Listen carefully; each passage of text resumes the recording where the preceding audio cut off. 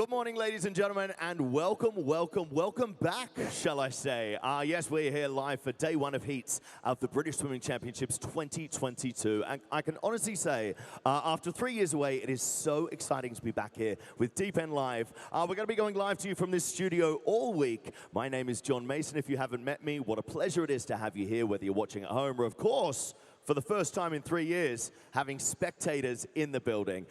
This week is set to be an exciting week of racing. Of course, it is the showcase piece for the British swimming calendar as we head towards what's set to be a very, very busy racing schedule for athletes this 2022.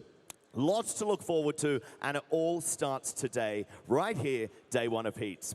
Top 8 athletes, of course, from this morning's heats going to be making it through to tonight's final, battling it out for the elusive title of British champion, and of course, looking forward to putting on fantastic swims in front of those selectors as we have lots of international meets coming up throughout the rest of this year.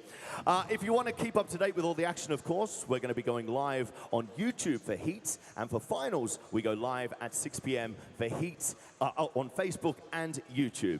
We're going to be going live 15 minutes before. We're going to have athletes in the studio, we've got experts, we've got pundits, and we're hopefully going to be having a whole lot of fun as well. Joining me to take you through this weekend's action, of course, on the stream, if you're at home, is going to be the wonderful Andy Jameson and of Amy Wilmot. And if you're in the arena in here, you're going to be having a whole lot of fun with Alan March. So let's get into it. Ladies and gentlemen, welcome back to the British Swimming Championships 2022. And welcome back it is, and it's an absolute delight to be here. The last full British Championships that we had was back in 2019 before COVID really struck. And then, of course, we had the Olympic trials last year, which was very much a shrunk-down meet just for the real elite swimmers. But great to see so many swimmers here. And when I say so many swimmers, 1,500 swimmers are here at this meet. 1,500, there's going to be 4,000 racers. It's going to be an absolutely cracking meet.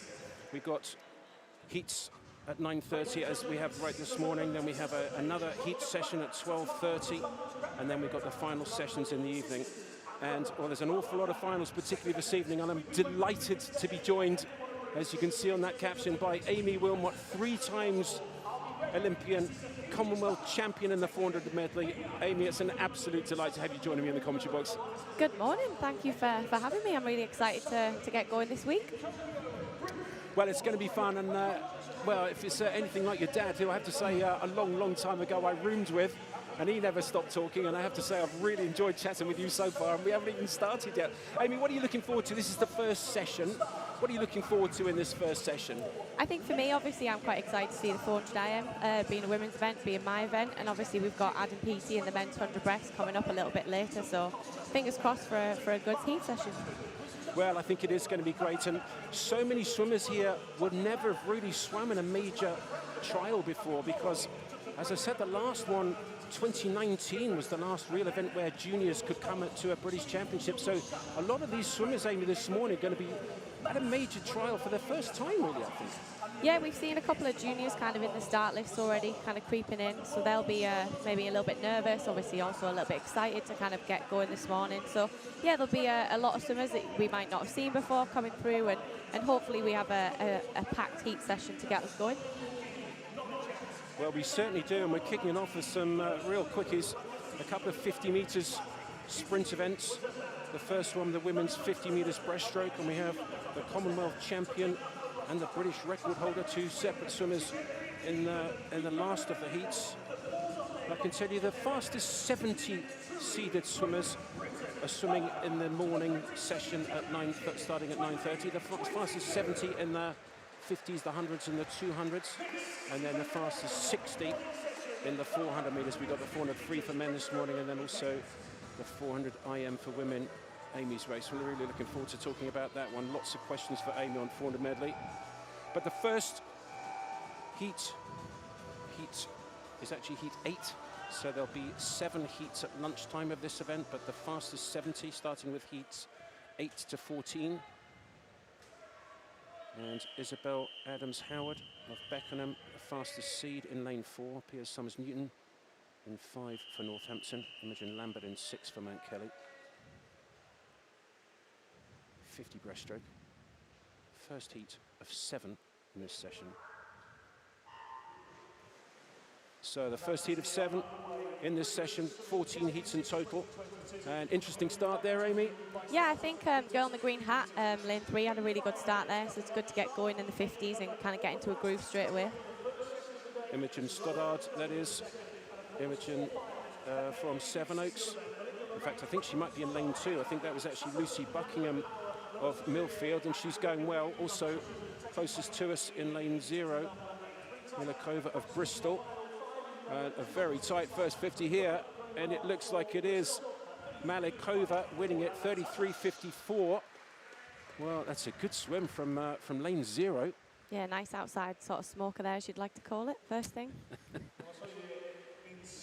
It certainly is. Well, it's so good to see these juniors, and they really haven't had an opportunity to swim many meets at all just because of COVID, so it's such a great opportunity, and British Swimming have opened this up to as many swimmers as they can get through. And with 10 lanes being used in each of these heats, 14 heats of pretty much of 10. So 100 and, well, I think there's about 137 entries in the 50 breaststroke for women. Lots of sprint events coming up. Did you ever do 50 breaststroke? Absolutely not. Nowhere near fast enough. My mum wouldn't waste the money, I don't think. It is an odd one, isn't it? I have to say I wasn't a breaststroke at all. I just couldn't do it. In fact, I did a week of one-on-one breaststroke technique work, and I went slower at the end, and my coach nearly threw me out of the program. Just couldn't do it. Peaty can, though. He's in the 100 breaststroke later on in this session. So the second heat of 7 in this morning's heats, heat 9, and Emma Alat-File in lane 4 of Guildford. Yeah, we've obviously got lane missing, lane 8 this morning. Kind of not what you like to see sort of first thing in the morning. Indeed, but up there in lane 7, going well down the first 25. It is Paige Fenton of Skipton. Coming back in the middle, though, now in lane number 4, Emma Alat-File of Guildford. And it's a tight finish. It looks like the Guildford swimmer's going to take it. She does. 33.46. And, well, I should tell you that there's quite a few competitions being qualified for here. This is a trial for 6 events. World Championship Senior, Commonwealth Games Senior, quite a lot of the home countries will be using it for qualification for that. European Championships, maybe a bit of qualifying also in the other meets as well, and then 3 junior events, possibly the World Juniors if it happens, European Juniors, and of course European Youth Olympics. So many juniors, and we've got great opportunities here, and with 4 sets of finals we could see an awful lot of great junior swimming. So the third of 7 heats, Chloe Brown, fastest qualifier from Bath, right in the centre in lane number 4. I think it's really interesting now we see some of the breaststroke starts, kind of the different timings of the flag kick. It's obviously a lot of difference in the distance underwater as well. Some athletes choose to get up and swim, and some kind of use the underwater to their advantage. And we'll see some great underwaters coming up from swimmers like, real great swimmers like Abby Wood and Joe Litchfield, both superb proponents of the underwater. And here it looks like maybe in lane number 2, we've got Georgina Wright. It's a pretty tight finish. Has Georgina got it? Oh, just up there, Megan Daly up in lane 7. Megan from Wickham District, and her entry time 33.68. So she's underneath that. Yeah, nice personal best from her this morning. So 33.06. So she's taken off 0.6 off her best time, which is really, really promising to see. It's a big drop, that, isn't it? Definitely on a 50. Sometimes as you get older, especially, you look for 0.6 on a 100 or a 200. So yeah, really good. So we're rattling through these heats, I have to say. We need to keep an eye on these. So this heat's 11, I believe, coming up. It is. And the fastest seed is Erin Robertson. Well, we've seen a 33 flat already. And Erin just back after a long break. Sister Katie's here as well. So the last of the unseeded heats in the women's 50 metres breaststroke. Had a really good start from sort of lane 2. Not kind of so quick to break out, but yeah, she's getting up nice into the stroke, a lot kind of higher rate than some of the other athletes, so hopefully she'll come through towards the finish. And Erin looking good in the black cat, also up there in lane number 8. is Sophie King of Woking. And in lane 9, Georgia Haytner of Liverpool. It looks like it is 8. Was it Sophie King? Yeah, Sophie winning it. And 1-2 from, really interesting that, isn't it? 1-2 from lanes 8 and 9. And another really quick time. 32.51, massive PB from her as well. So it seems like people are up and they're ready this morning, firing, swimming fast. All three kind of came from those outside lanes, obviously 8, 9 and 1. So it's kind of anyone's race this morning, so who's ready and who's kind of getting in there and giving themselves the best chance to make it through to tonight. Well, there are 4 finals tonight. There's the A final for the top seniors, the B final for the next 8 seniors. Then there's also a priority Paris final for swimmers born 2001 and later. There's also a junior final for the women 14 to 17-year-olds and the men 15 to 18-year-olds. First of the seeded heats of this, the women's 50 metres breaststroke, and Cara Hanlon of Edinburgh goes in lane 4. Yeah, Scottish swimmer, been to Commonwealth Games, really, really quick over the 50 and 100 breaststroke, so keep an eye out for her. She's already kind of pulling through now. She looks good as well. Very good down the first 25, nice and powerful. Really diving into every stroke, and this looks a really good swim from Cara Hanlon.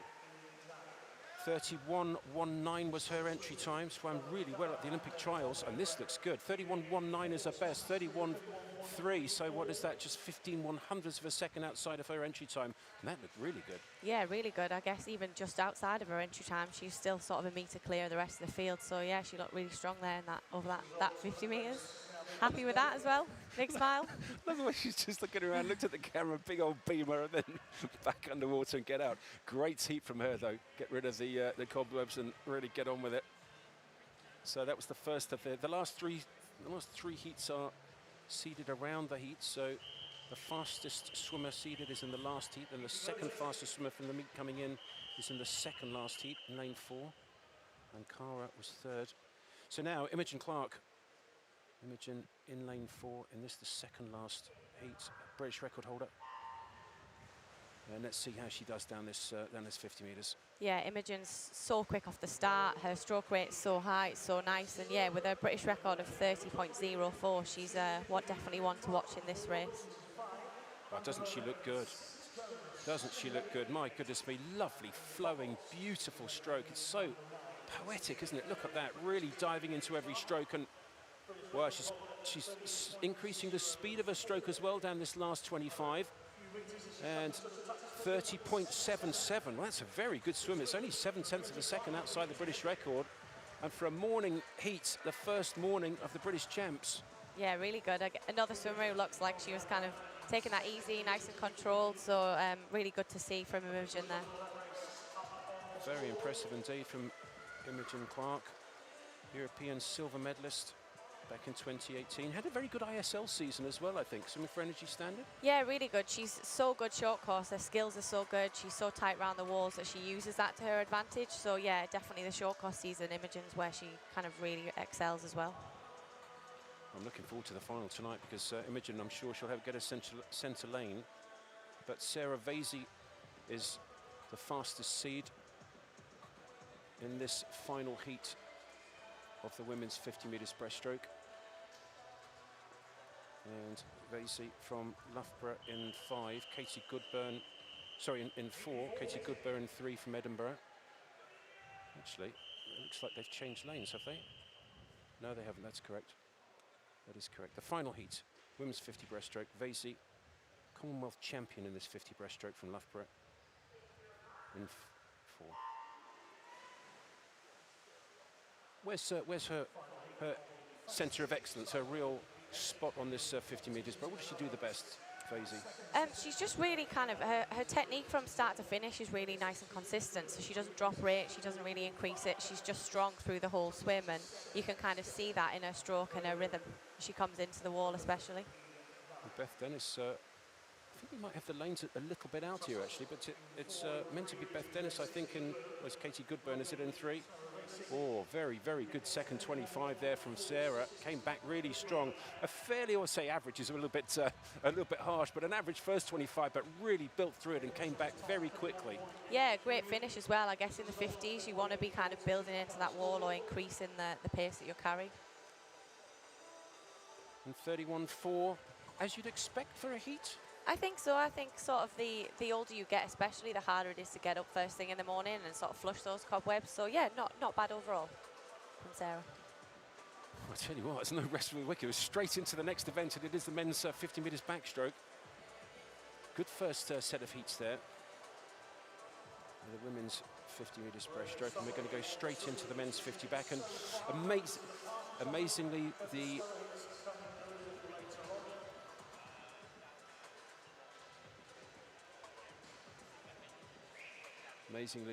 British record is still held by Liam Tancock, which he set to win the World Championships back in 2019.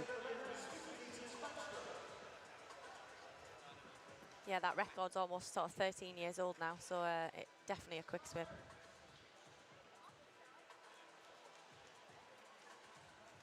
Here we have, it's nice to see a busy call room. I guess athletes back racing.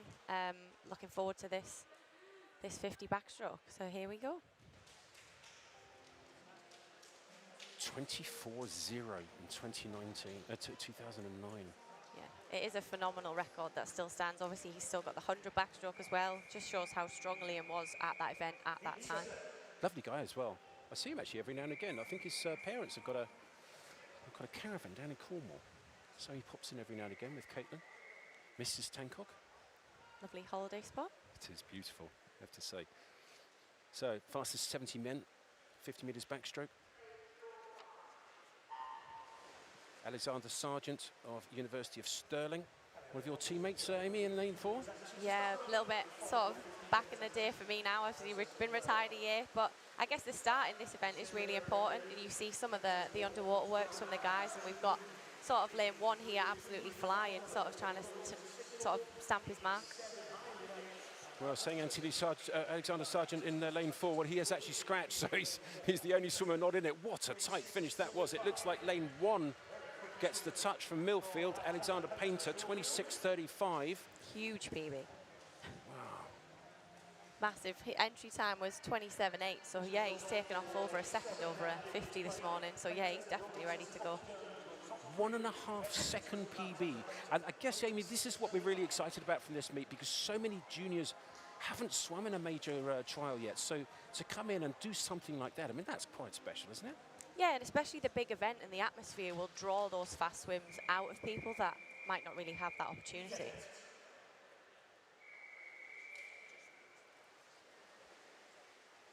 So the second of the 7 heats in this session of the men's 50 metres backstroke. And let's not forget there's 4 finals, including 2 junior finals. So second swim's very much up for grabs here. William Ellis of Brooks University in 4.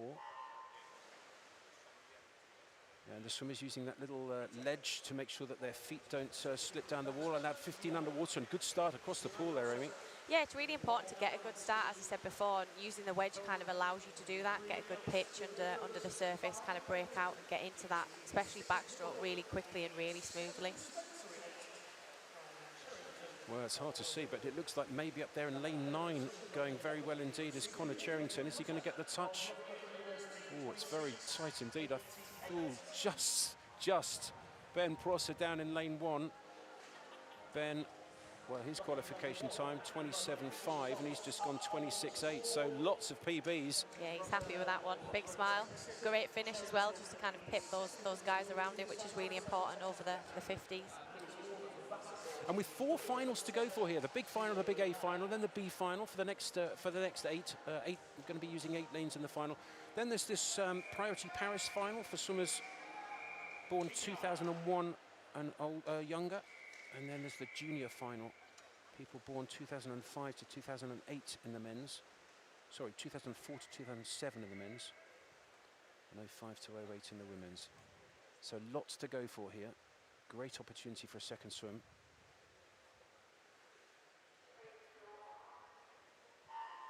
So heat 9 of the men's 50 metres backstroke. Yeah, just picking up on that, the boys will know there's 4 opportunities to come back tonight and make a final, so they'll be trying to kind of, no matter where they are in that event, whether they're juniors, seniors, they'll be really trying to get the best swim they can in to give themselves a chance to make one of those finals tonight. Well, they certainly will. And in lane 2, Conor Massey had a very good first 25 right on the lane line. Not sure if he got impeded there, but he was right on it. Lane 0, though, Samuel Greenbank. Well, we know that name, don't we, Amy? I think we might. Yeah, I'm going to guess that's Luke Greenbank's younger brother, so Backstroke definitely runs in the family, and yeah, he's happy with that one as well. That's a super swim. It's another second PB. Look at that smile as well. Well, if you're going to do it, get up in the morning and produce a second PB, and he's going to get a second swim with that, surely. Yeah, you'd like to think, and doing it at the British Swimming Champs, it's kind of after you've rested, you're in a good position to come here and swim fast, and why not do it first thing in the morning and prove you can be up there with the big guys. Very, very good swims that win heat 9 of 13. So one more heat, this next heat of the unseeded heats, and then you get to the top 30. Lane 4, David O'Loughlin of Millfield School. Yeah, there are lots of juniors in this event. Millfield School synonymous for good junior swimmers, so we've got sort of lane 2, lane 4, 5, 6 and 7, all the junior age groups, so they'll be fighting for spaces definitely in that junior final tonight. And 6 going very well indeed.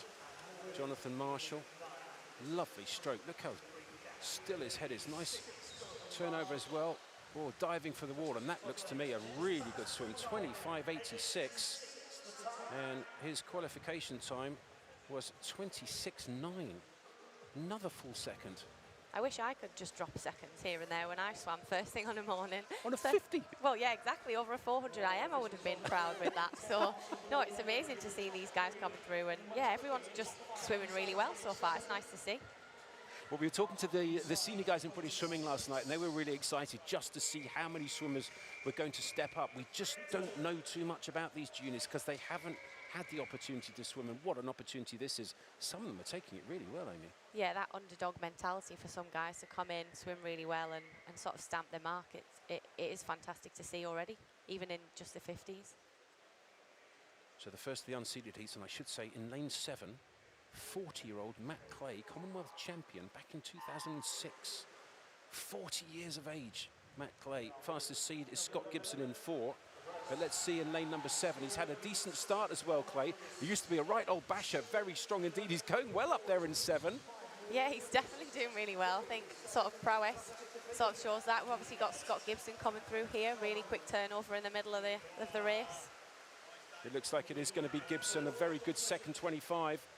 Well, head up a little bit, looking towards his feet on the finish. He could knock a couple of tenths off that just by finishing with his head back a little bit, but a good swim there from Scott Gibson of Edinburgh.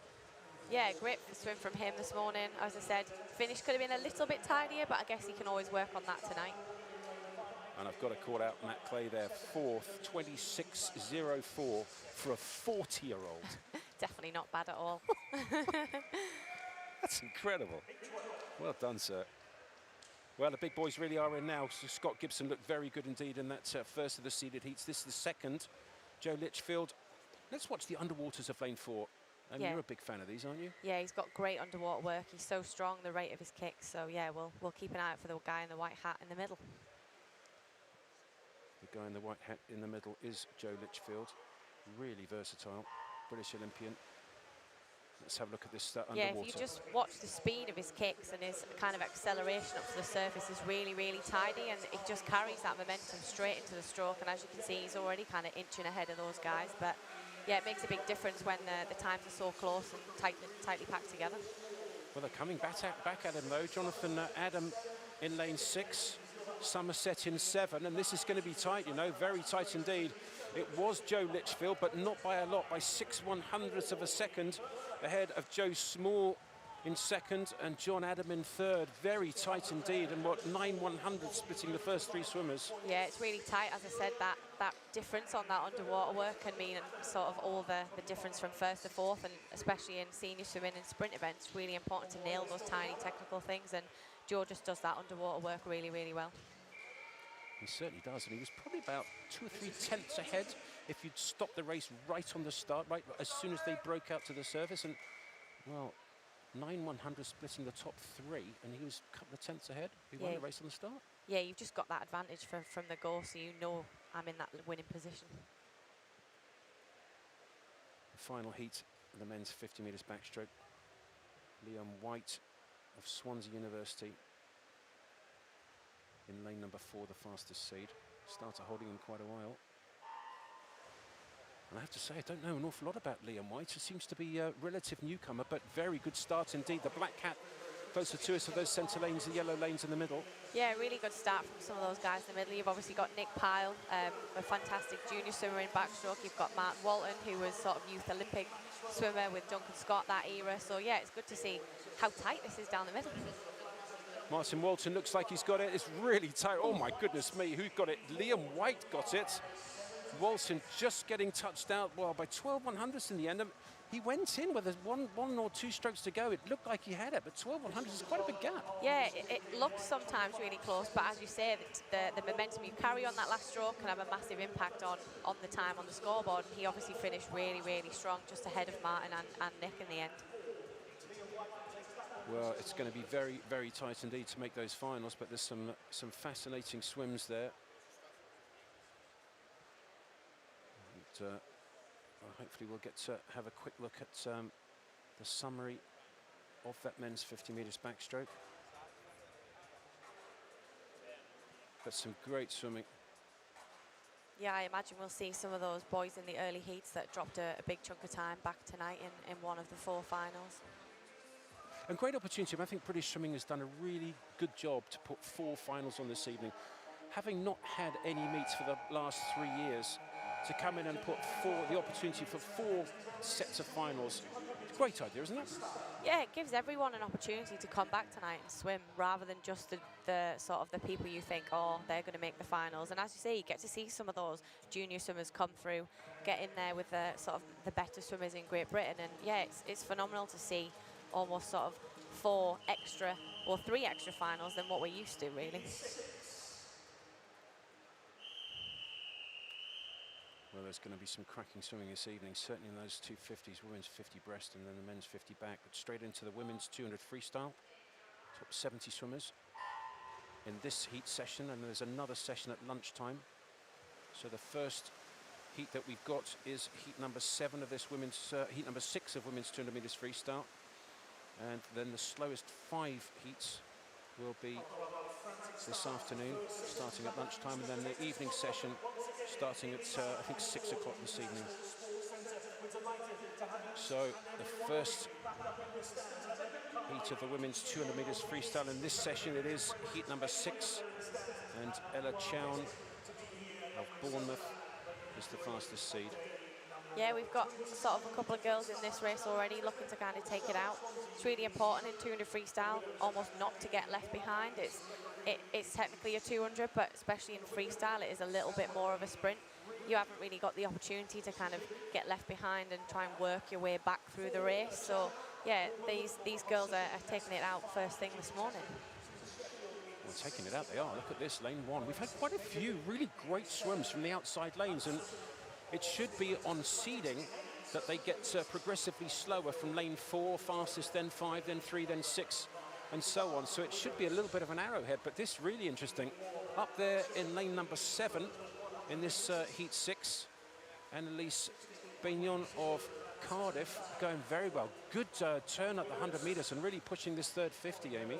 Yeah, the third 50 is a really important leg. I think you want to kind of, if you're going to push on, you want to push on now. You want to get around the wall quite quickly, nice and tight, and use that third 50 to carry the momentum down the last length. So yeah, I think the girls in the outside lanes as well are coming through because they are the ones that we've not really seen. They haven't had the opportunities over the last couple of years with COVID, like we've mentioned. So they're coming here, taking the opportunities, and obviously we've got lane 1 now kind of taking her reins into the wall, picking up that leg kick and doing really well.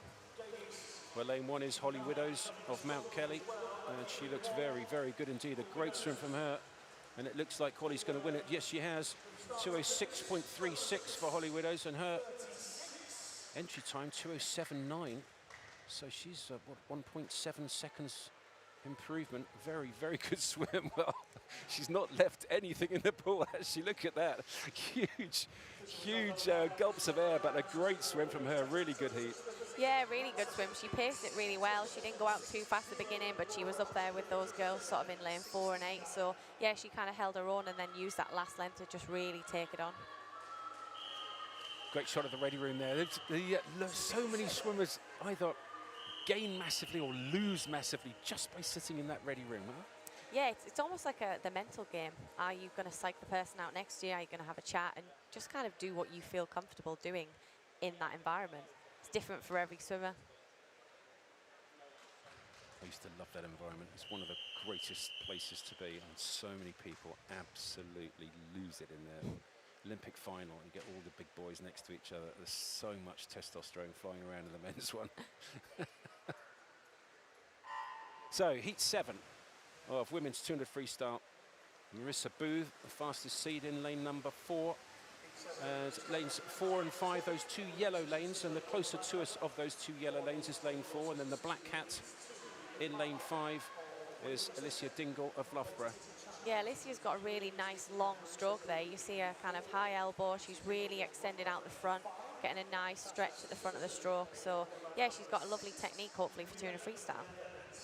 Slightly too far away from the wall there. I think could have been a smidge closer and really maximised that power off the wall. And underwater's so important. I think the ISL has actually highlighted for British swimmers just how important the underwaters are, and some of the British swimmers have been brilliant at it. I mean, Abby Wood swam wonderfully well, got great underwaters, of course, Dave Hemmingstrom, and similarly Joe Litchfield. Yeah, Abby's coming up later on, so I'm sure we'll see some of those really, really good technical underwater sort of bouts. So, yeah, it does make a massive difference. So first the turn in this heat 7 of 12 heats of the women's 200 metres freestyle. And tied in lanes 8 and 9, Katie Thompson and Annabelle Pilgrim right at the top there. And it looks like Katie Thompson starting to make a move down this third 50. Pacing Amy on a 200 freestyle, quite interesting. How do you go about doing it? It seems like the big guys really go on that 100 metres turn, just as she's just done. Yeah, I think that's where you can really maximise the difference between you turning at the same time. As obviously we saw joint first there at 100, and lane 8 is really taking it on. So it does make a massive difference how you can get round that wall, get off, get into the third 50, and it's almost like a build down that length. And you kind of, for me, I used to think build the third and just really kind of hit home with everything I've got left on the last length. So we see the legs picking up, we see the stroke rate maybe increase into the wall. So yeah, really tough swimming. Well, it is very good indeed. Up there in 7, still going well, hanging on is Katie Thompson of City of Birmingham, and that's a good swim from her, 2:05.94, well inside her entry time of 2:07.2. So 1.3 seconds underneath that. And yeah, nodding to her parents. Looked a good swim, didn't it? Yeah, it was a really good swim. As I say, she used that turn at the 100. She really got down that third length, and it's nice to see actually some parents in the stands so that kids can celebrate and be like, look at that, Mum, really good swim. Yeah, and I've got to say, as a swimming parent, you spend an awful lot of time supporting your kids, taking them to training, and it's so nice to have parents and family and friends. Just on the right-hand side there, you can see in the stands, first time we've had spectators at a British meet for 3 years, I think, in a British trial. So, heat 8 of 12 in this women's 200 metres freestyle. Emma Crocker, fastest seed in 4. Sophie Friedman in 5. Some good swimmers in this. Yeah, definitely. We're starting to see some of those times drop into the 2:06s, but we've had a couple of those in the early heats. So these girls have probably seen that, know that they've got to step up as well and emulate what those girls have been doing. And let's go into tactics again, because I mean the first 50, it looks like in lane number 4 here, Emma Crocker's gone out pretty quickly, but you can't go too quick. We talk about easy speed in swimming. What is easy speed for you, Amy? Yeah, it's finding that rhythm where it's fast, but it feels comfortable. So you're trying to sort of use the least amount of energy you can down that first part of the race, so that when you need it, you've got it in the bank, really. So yeah, you want to be in the race. You don't want to get left behind. You want to be nice and controlled in a fast split, but it doesn't want to cost you too much in terms of energy. And is that, we've got the 400 medley coming up in this session, but is it the same on the 400 medley, the same concept of easy speed on the first, what, 50, 100, 150? How far do you go easy speed before you have to really turn it on? For me, it was trying to make the butterfly as easy as possible. If you could kind of do that and save a little bit more energy than somebody else, then you've got that little bit of extra energy at the end, and yeah, you can really use that then on the freestyle. Looking good still in the centre is Emma Crocker of Southlink. Sophie Freeman going with her in 5. And then up there in 8 to 9, it looks like lane 8, first to turn, Shannon Stott and Ashley Bailey of City of Sheffield right at the top there. More of a distance swimmer, which is our best ranked junior right at the top there and coming back very well. But Shannon Stott, really good third 50, and this is pretty tight. Yeah, really close. I guess you see all 3 girls there going to the legs, definitely really big in those 2 yellow lanes. They're really trying to pip the person next to them because 0.1 in a swim really matters. So very tight down this heat 8 of 12, the last of the unseeded heats, I think. No, one more after this one. Really tight. It looks like Stott got the touch just. Yes, she did by 0.3 of a second. Shannon Stott of Hatfield wins it. Second is Sophie Freeman of Plymouth, and Emma Crocker is third. Yes, we only had 1:02:05 on the sort of entry list, and now we've got 4 girls just drop that mark. So yeah, we're definitely sort of picking up the pace and getting a little bit faster as we come to those seeded heats. And Sophie Freeman second there, real 5 specialist final at the Junior Europeans in the butterfly. So heat 9, the last of the unseeded heats. And Megan Allison of Swansea is the fastest seed. And lane 7, Amy Monks of Royal Wolverhampton. So heat 9 of 12 for the women's 200 metres freestyle. Megan Allison is the fastest seed. Her seed time 2:04.8. We haven't seen, I don't think we've seen any under 2:05 so far, have we? No, definitely not. We've seen Sheffield Hat taking this out really strong at the beginning of the race. She's looking to kind of maybe drop a 2:4, I reckon.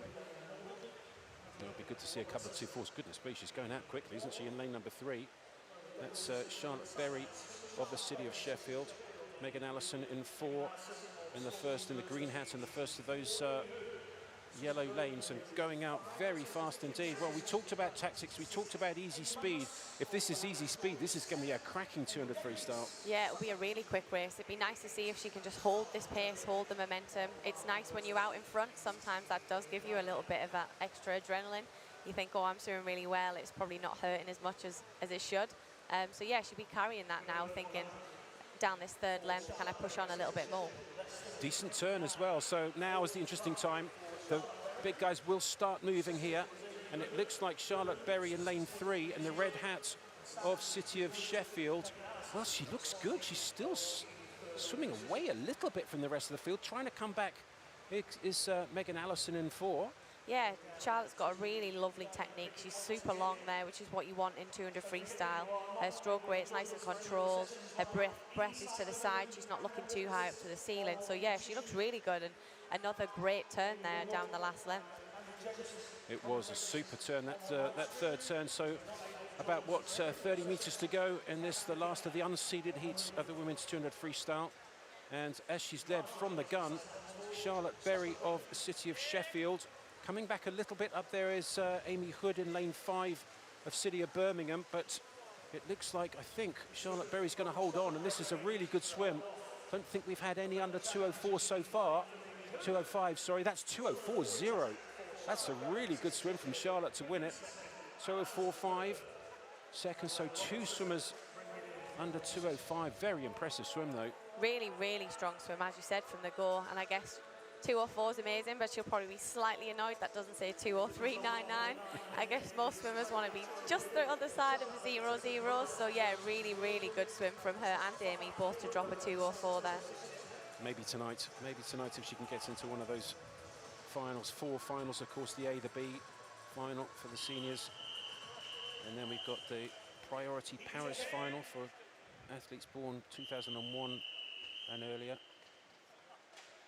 And the junior final for the women born 2005 to 2008. So the first of the seeded heats, the last 30 swimmers seeded across the last 3 heats. And Lucy Hope in lane 4 for University of Stirling. And well, great Olympics and fantastic Olympic trials she had, didn't she?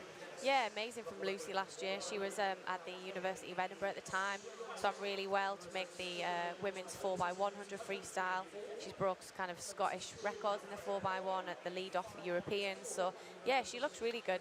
She's got a slightly higher stroke rate, but for her that works for the 200 because she's predominantly the 100 swimmer. So yeah, she's gone out really well, and she's kind of pulling Emma Russell in the black hat with her. So Lucy Hope there in lane 4 in that white hat of University of Stirling. Two Stirling swimmers in 3 and 4. The white hat of Lucy Hope, the Scottish record holder, the 100 metres freestyle, and then Emma Russell one lane closer to us in lane number 3. In lane 2, Erin Little, highest ranked junior in this event from Nant Kelly. And she's had a decent first 100, but needs to step it up a little bit if she can go with these big guys in the centre. But it looks like now in lane number 5, Freya Colbert's starting to take this race on. Yeah, she had a really good swim a couple of weeks ago at the Edinburgh International meet, so she just broke 2 minutes for the first time. So she looks really, really strong here. She may have saved a little bit more of that over the first 100, and that's where she's really using her energy down the third length. But yeah, this is a phenomenal swim from her. Great turn. She's out on the last length. Legs are going. She's yeah, really moving. Very well paced race as well. She swam here. She allowed her teammate Lucy Hope to take it out down that first 100 metres or so, and then she's really started working Freya Colbert from Nova. And goodness me, she's so smooth. Breathing to her left-hand side. 4 breaths there. She's just starting to tire a little bit, but this is a good swim. 2:03, the fastest we've seen so far. Is it 2:04.0? 2 minutes, 0.3. Well, that is a quick one. 2 minutes, 0.33 for Freya Colbert. Winning it. Second is Jess Podger of Loughborough University in 6th. Third was Lucy Hope. Emma Russell in 4th, and Erin Little, 2:03.7, finishing in 5th place. Yeah, very good from Freya. I guess she probably only broke, well, we say she broke 2 minutes for the first time at Edinburgh. It was probably in the final in the evening. So for her to come and do that, well, almost do that, first thing in the morning, as you get older, that becomes harder. So it's, yeah, really, really good swim from her. And as we said, beautifully paced. She's also in great shape. She's swum a really good short course 400 freestyle, I think, recently, didn't she? Yeah, at the British Short Course Championships before Christmas. So yeah, really, really good freestyle swimmer. And we've seen her again in the 400 IM a bit later on. 4:02 in that. So, second last heat of this women's 200 free. And in lane number 4, Abby Wood. First time we'll have seen her. And we talked about underwaters, and they're a great example of just how good Abby Wood in that pink suit and the white hat is in the centre.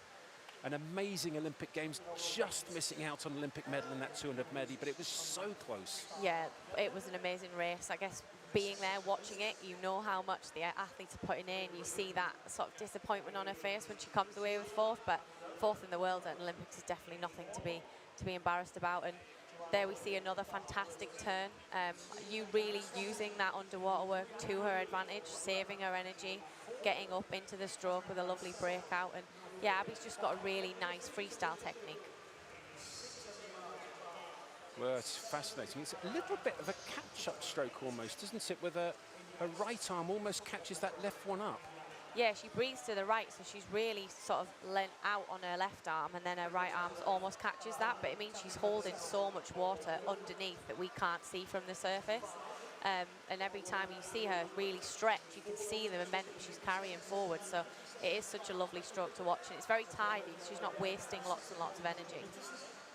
We're also talking about the underwaters and how good Abby is on the underwaters, but I've got to say in lane 5, Tamara van der Selm, almost a better turn at the 100 there, and she looks very good indeed. She's working quite hard down this third 50, but Tamara van der Selm of Millfield in that green hat, another really good turn, comes up a little bit quicker than Abby. Abby uses that last sort of metre or so to catch her up, but round the wall in the first phase of the turn, very good indeed for Tamarin. Yeah, that's just something she can really sharpen up on, and we saw her in the 4x2 at the Europeans, her first kind of senior meet, so she's just gained so much experience last year, so she's still learning. Well, the pink suit of Abby Wood looks like she may well just get the touch here. It's going to be tight. Nobody under 2 minutes yet. Well, they are now. Look at that, 1:58.8, winning the second last heat of the women's 200 metres freestyle.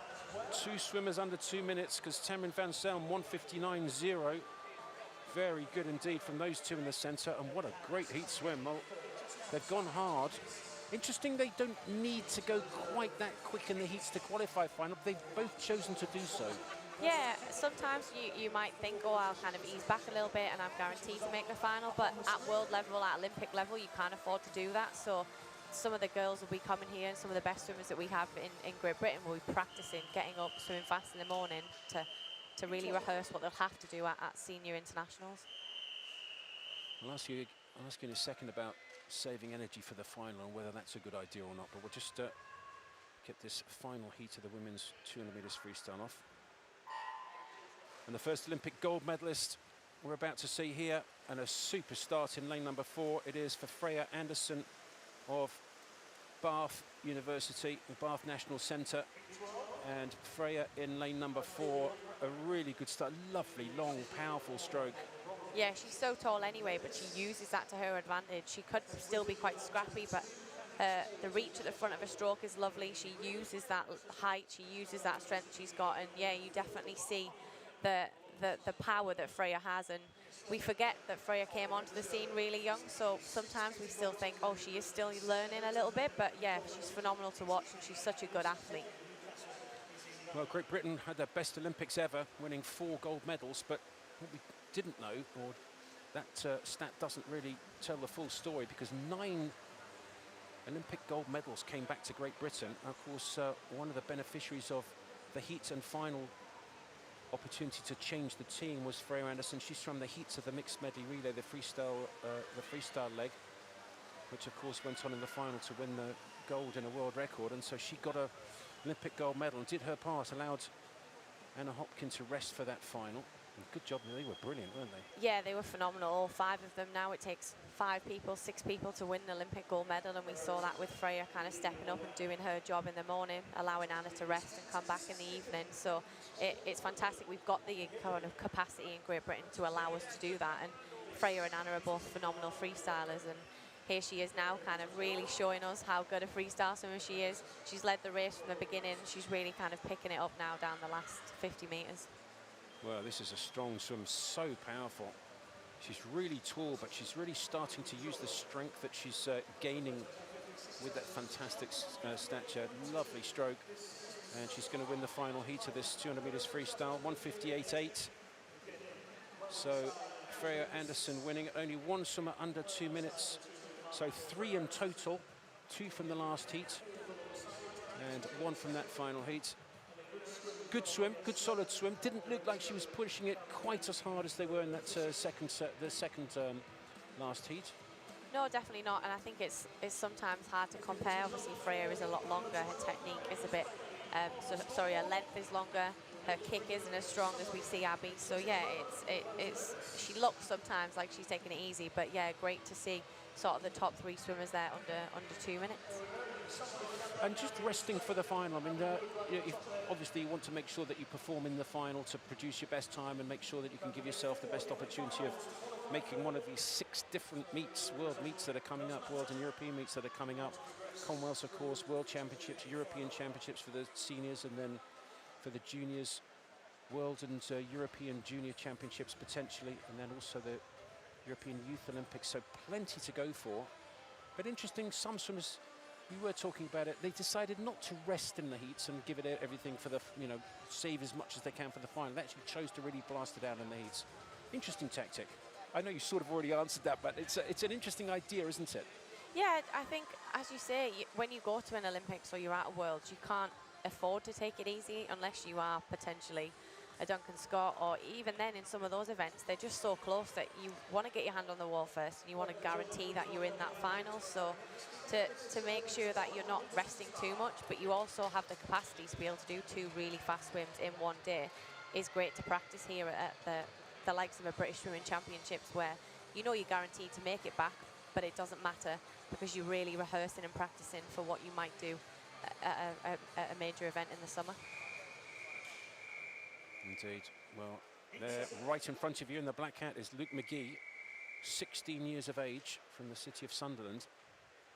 Not the fastest seed for this first of 6 heats of the men's 400 metres freestyle. Right at the bottom there, but fascinating guy. So his entry time, Luke McGee, in lane number 0, 4 minutes 10.7. And 3 weeks ago, he went 4:03. 3 weeks ago, he went 7 seconds faster than his entry time. And I think this is the exciting thing about this championships, that there are so many youngsters coming in that just don't know how quick they can go. And if they can really concentrate on what they're doing and really put in a performance, look at that down at the bottom there. He's already started, Amy. This is great. Yeah, he's kind of saying, see ya, if you're going to keep up. Come on, I've been 4:03. Are you coming with me, or are you just going to hang back? So it is great to see. And that's why we have seen so many fast swimmers in the early heats coming from the outside lanes. They've not had the opportunity really to kind of show their skills and how much work they've put in over the last couple of years. They probably weren't as fortunate enough as the likes of me and some of the senior swimmers to have pool access while the COVID and all the kind of restrictions were in place, but they've really got back in and they've had that fight and that, well, I want to be back in next time. I want to really kind of maximise what I've done in lockdown, and yeah, they're really showing that. Fantastic start, as you say, so far ahead already at 110 metres into a 400 freestyle is phenomenal to see such a big lead. Well, he was a second and a half up at the 100 metres. We'll see if we can track his pacing here, because he's really set off very quickly indeed. And with a 56.5 first 100, if he can keep that going, he's just over 30 seconds, probably about 30.6 for that 50. But if he can keep this going, he may well get close to 4 minutes, and that would be something special. He's 4:10 before 3 weeks ago, and now he's a 4:02, and this looks really good. Amy, we talked about easy speed. It looks like he's working pretty hard, but it's very effective, isn't it? Yeah, to be fair, some of the juniors sometimes just have that capacity to go hard from the get-go. So yeah, he split another really strong length there. Another 30 point, I think. So he's just holding that pace, and you might start to see him settle into a bit into his race now. He's into his rhythm a little bit more, and he's just looks so strong. And yeah, not the most conventional technique, as you say, but when you're that age and you're kind of running on adrenaline and you want to win and you want to be the best, doesn't really matter what lane you're in and how it looks. You just really getting in and giving it everything, and he just looks phenomenal here. Amy, when you get into a longer race like the 400 metres, I mean, I have to say it would be a nightmare territory for me. Anything over 2 lengths, and I have to say that was the end of me. But you know, you were a great 400 medley swimmer, and you did the whole lot. When you get in this situation where you're quite a long way ahead, how do you go about the pacing? Would you look around, or do you just try and concentrate on your own race? You just keep going. I think if you know you're that far rather ahead, than stop. yeah, you just keep that momentum going, and you just, it's almost head down. I'm in the groove, I'm in the rhythm, I'm swimming really well, like this is awesome. The feeling you get of being in a groove and in a rhythm just carries you through the rest of the race. And even when it is hurting, like you're telling yourself it's not hurting because I'm so far ahead and I'm swimming really well. So yeah, he's just really, really taking this out. And yeah, another sort of 62 he split on that 100 there, so he's slightly off the pace a little bit from that second 100, but can you kind of blame him when he's trying to drag everyone with him? Well, he's gone off very hard, and it looks like he's starting to hurt a little bit. Starting to come back now in lane number 4 in this heat 7 of 12 heats of the men's 400 metres freestyle is Adam Hall of Loughborough, and Adam is starting to reel him in a little bit, but I can't see him getting the touch. And this is a really, really impressive swim from the 16-year-old Luke McGee of the city of Sunderland. And with about, 10 metres to go now, can he hold on? Can he go under that 4:02 or 4:03 that he set recently? He's going to be pretty close to that, maybe just outside that. 4:05, 4:05.31. He's still 5 seconds underneath his entry time, and a very, very impressive swim indeed. And I wonder whether, if he was in a heat with swimmers more like the 4:05s, whether it would have been easier for him to maybe go a little bit quicker even.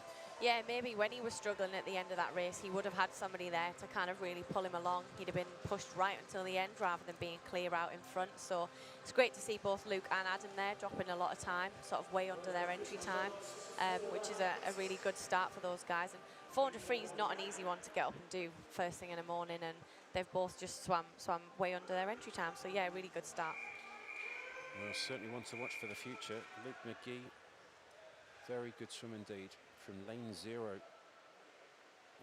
In theory, the slowest heats of the 60 men in this 400 metres freestyle in this session. Another 60 swimming at lunchtime in the 400 metres freestyle. 12 heats in total. 6 in this session and then 6 in the afternoon. So heat 8, the second of the 400 meters freestyle heats this morning.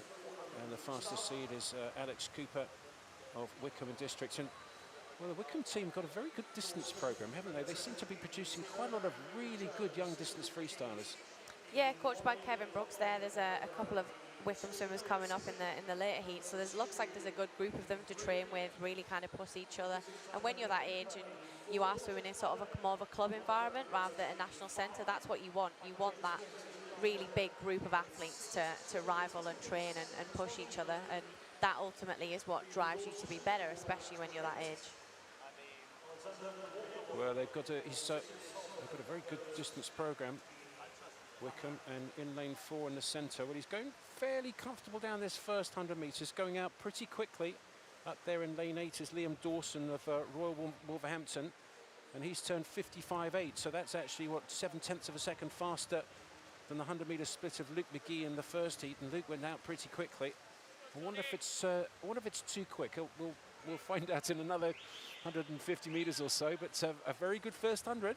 Yeah, Royal Wolverhampton School have also got a great kind of track record of having really good athletes. You've got Alice Deer in freestyle, came from there. You've got Tom Derbyshire. You've obviously had Matt Richards, now Olympic gold medalist. So they've got a lot of talent there from their programme and their experience. So they're obviously, what they're doing is working really well, and these guys are really kind of taking that race out already. And Liam Dawson, well, he went very fast down the first 100. Starting to now take over is Michael James Flynn of City of Glasgow in lane 6. And this is the halfway turn. And let's see what the turn is. So Luke McGee was 158.4. They're 158.7. So they've dropped off quite a lot from that first 100 metres, which was very, very quick indeed from Liam Dawson of Royal Wolverhampton. Maybe he went out a little bit too quick, but now starting to take up the pace is Michael James Flynn, and he looks pretty good. He's got that typical distance freestyle, slightly lolloping stroke, breathing to his left-hand side, not kicking that much, but it looks a pretty interesting, pretty decent distance free stroke. Yeah, it does remind me actually a little bit of David Davies, obviously one of our best swimmers, 1500 freestyle men. So yeah, it's effective. It obviously doesn't use too much energy, and the rhythm he can get into of just keeping going with that is lovely. But yeah, we've got a guy in lane 0 coming through, so George Smith. We've been told he's a very versatile junior swimmer, so it's good to see him in the freestyle events. Breaststroke and sort of medley were predominantly his main events, so he looks like he's really kind of coming through now towards the end of this race. Slightly bizarre that you don't often get breaststrokers being good freestylers. I mean, you probably count on the fingers of one hand how many great breaststrokers are also great freestylers, but very interesting closer to us there.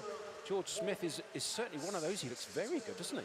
Yeah, you may see it slightly younger, but definitely not sort of 16, 17, 18-year-old boys. They're normally sort of one or the other. So he's obviously using his medley kind of sort of form here to really maybe work on the last 100 of his 400 medley, rehearsing that sort of, if he can do that in the 400 freestyle, can he transfer that into his 400 medley, for instance? So it's good to see swimmers still at that age swimming a wide variety of events and having choice to be able to dive in and out of whatever they think is working for them that season. Well, George Smith, closest to us, swam a really canny race. He was pretty comfortable down the first 150, 200 metres, and he's really picked it up from Leamington, looking very good indeed.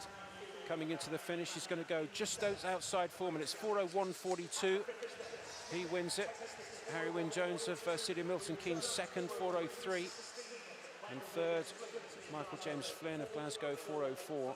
So the first 3 in that second heat, just ahead of Luke McGee, who won the first heat. He must have had a really kind of tight front to back end of the race there. Obviously, we saw the leaders going out sort of 1:58, and he's finished on a 4:01. So he may very well have evenly split that, which is great to see, especially in those 400 freestyle events. It's great for 400 medley, back end of any race. If you know you've got that ability to come back really well, you use that confidence in any race that you're doing. Very versatile indeed. And I have to say, Michael Phelps was a brilliant breaststroke as well. Bizarrely, it was probably his weakest stroke. Maybe the backstroke was, but he was still utterly brilliant at it. I think for a while, Michael Phelps was world ranked top 25 on all 4 events. Yeah, 200 breaststroke. I remember him being all of a sudden phenomenal at as well. Unbelievable. We'll get into your strongest and weakest events in a minute. Women's 400 medley up next. So this heat's 9 of 12 heats of the men's 400 meters freestyle. Just the last 2 of the cycle seeded heats. So a couple still to go. This and one other before the last 2 fastest guys, the last 20 fastest guys are in the last 2 heats. So going out pretty quickly in lane number 6 in this heat 9 is Joel Thompson of Shivers.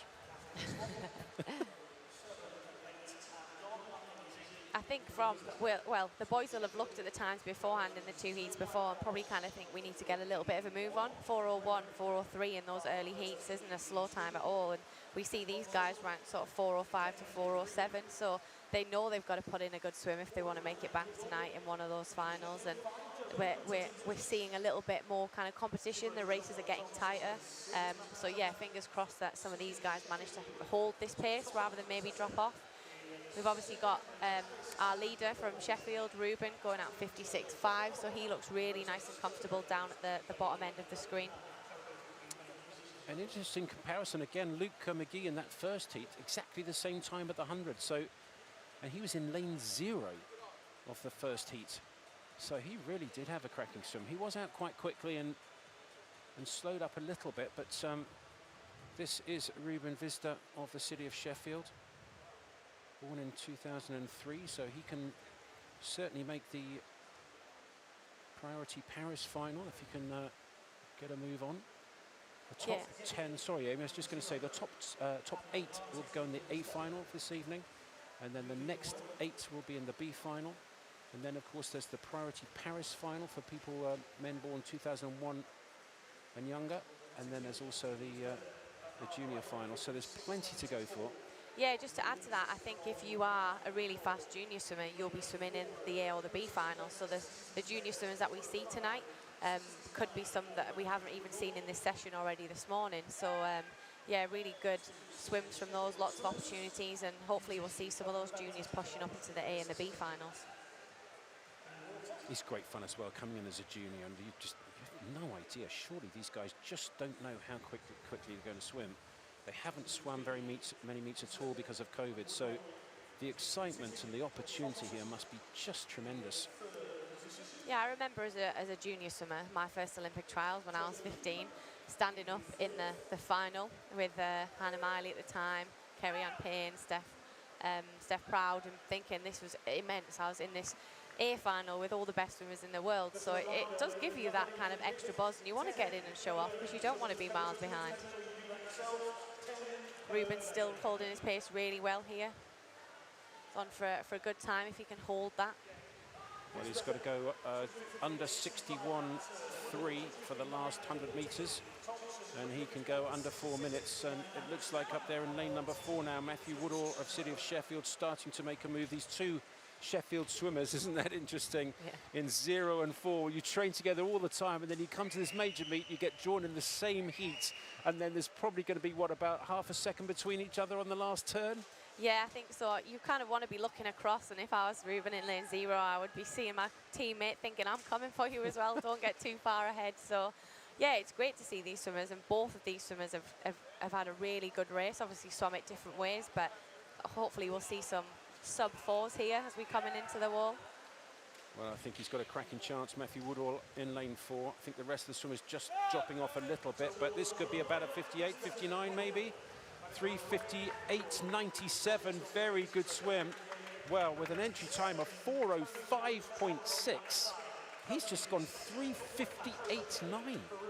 Really, really good swim. He paced that perfectly. Ruben was tying up a little bit, and he saw his teammate across the pool and thought, I want a bit of that, come back, I'm going to catch you up. And yeah, he's broke 4 minutes, had a phenomenal swim, and yeah, he looks quite happy, I suppose, with that result. He's trying not to smile too much, but go on, why not? If your best is 4:05 and you go under 4 minutes, that is just brilliant. What a massive milestone 4 minutes is for 400 meters freestyle. 100 meters averaging under 60 seconds, underneath a minute. I mean, that's a great swim. Yeah, it's one of those barriers that you want to break, and you think, right, I've done that now. I'm in the sub 4 minutes club with some of the best swimmers that we have in Great Britain. So it's a really nice barrier to kind of smash through, and he hasn't just pipped it. He's took quite a big chunk underneath it. Well, I wonder what's going through the minds of these guys, because the fastest seed here is 4:03, and they've just seen a 3:58.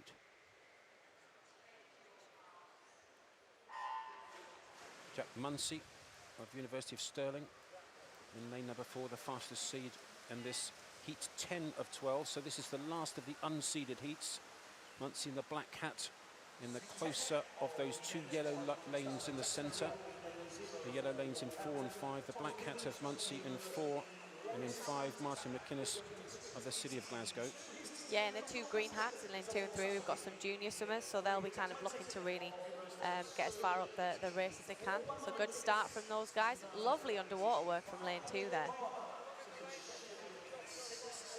And what is it about the underwaters? I mean, distance freestyle, you know, often people say, well, it's a distance race, so it doesn't really matter that much, does it? But you see the big guys at the Olympics, and their underwaters on the distance races are phenomenal. Yeah, I think distance swimmers either have, well, in theory, terrible turns, which you look at in comparison, or they have really good turns. And we see kind of either capacity, but if you're good at the underwaters, why not use them? They make a massive difference, and we can see sort of Samuel here just really using that underwater work every time to catch up. So that's one of his strengths, and he's thinking, well, I'll use that against someone who's maybe not as good around the walls. So up there in lane number 7, Ben Cope of the City of Sheffield, going really well down this first 150 metres. Ben will be first to turn. Second, it looks like it may well be in lane number 5, well, lane 4, in fact.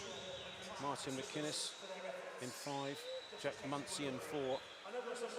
And he's starting to go now in 4, isn't he, Jack Munsey? Well, it's quite early to go after the 150 metres turn, so after 3 lengths, 5 to go. Also coming back now pretty quickly in 5 is Martin McInnes of City of Glasgow. And this is only the halfway turn. It looks like they're starting to fight each other pretty hard here. Yeah, it does a little bit. I think Jack's obviously got a really nice smooth stroke at the front, but you can see his legs are definitely working. So if he can hold this for the next 200 metres, then I'm sure he's on for a good split. But he may have saw those sub 4 minutes and think, I want a piece of that, and the only way I'm going to do it is to get out there.